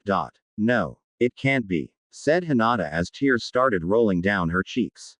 What is it, Hinata? Tell me, said Naruto, but got no answer as Hinata only increased her pace. He followed behind and shortly they were at their destination. Oh number, said Naruto as he rushed towards his comrades. It was a show of horror. At one side was the decapitated body of Akamaru as on the other side was the tied and bloody body of Ino. Not far from her was Kiba, who was bloody over his face as it showed that he was beaten. He rushed to Hinata, who was looking over Ino. He immediately took off his shirt, wrapping Ino's body with it. Is she? She's alive, but her heart is faint, said Hinata as she was crying over Ino's unconscious body. Relieved by that information, he went to check on Kiba. He undid the binding over him, letting him lay on the ground as he shook him lightly, trying to wake him up.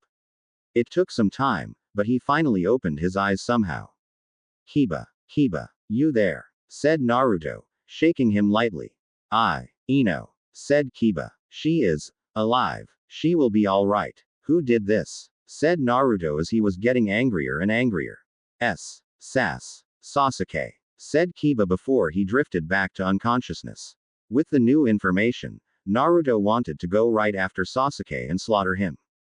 But he knew that he couldn't leave his comrades like this. Even if it was late to say it, their safety came first.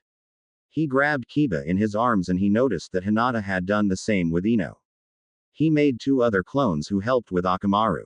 And with that, they went their way back to their place. Just as soon as they reached the island, they rushed towards Tsunade's residence. Just as soon as they were there, Naruto didn't bother to knock as he slammed the door down. "Tsunade!" yelled Naruto, as he laid Kiba on a couch in the living room. "What the?" Tsunade was about to yell at Naruto for barging into her house but stopped midway. "What happened with them?" yelled Tsunade as she saw Hinata laying Ino's form down. She immediately rushed to Ino. She was raped, and he was beaten, while Akamaru is dead. "It was Sasuke," said Hinata. "God damn it," screamed Tsunade as she started attending Ino's intern wounds. Naruto didn't stay there. He couldn't. There was one thing he knew he could do to avenge them. Right after that, he went from house to house, rallying everyone. It didn't take long, and after a few minutes he had everyone in front of him, ready. He informed them of what had happened, even though it hurt him to say it to them. He felt them all getting angry and their killer aura rising around them. "We are going to avenge them. Nobody who hurts just a hair out of one of us goes unpunished, let alone what they did to 3 of our comrades. They will all die. Sasuke, whoever helped him, the ones who sent him after us, everyone. I want you all to be ready right now, because we are going to war. And we won't set foot back here until every target is dead," said Naruto. "We are all ready and we are all with you," said Gaara. "Good. Matsuri stays here, along with Hinata, Tsunade and Shizune. You stay here and help Kiba and Ino heal. You also will have 3 tails here." "Understood," said Naruto, and Matsuri nodded. "Take what you need and in 30 minutes we go," finished Naruto. As everyone was going to their residences to get their stuff, Gaara stood there with Matsuri. "Take care. I will be back," said Gaara as he wrapped his arms around Matsuri. "I know you will. We will be waiting," said Matsuri as she rubbed her stomach and kissed Gaara. "No way. I am coming with you," yelled Hinata towards Naruto. "You are not. I need you to stay here. There is no one else I trust more to keep you safe while you are here," said Naruto, holding Hinata's face steady with his palms. "Tsunade can do it. Let me help you fight those bastards," said Hinata, holding his hands. "Tsunade has her hands full with Ino and Kiba. And Matsuri is pregnant. Keep them safe, please," said Naruto, giving her the puppy eyes she couldn't resist. "Okay. Fine," said Hinata, giving up. "Thank you," said Naruto, giving her a chaste kiss. Getting the final stuff he needed, Naruto was set up. Giving her one last kiss, he left, meeting again with everyone. They all had their battle gear on, and all looked ready. "Everyone ready?" said Naruto, and everyone nodded in response. "Good. Let's go avenge our comrades and slaughter those bastards," said Naruto as he was first to leave the gate, with everyone following behind him, as they rushed their way towards Konoha. With only one purpose: revenge.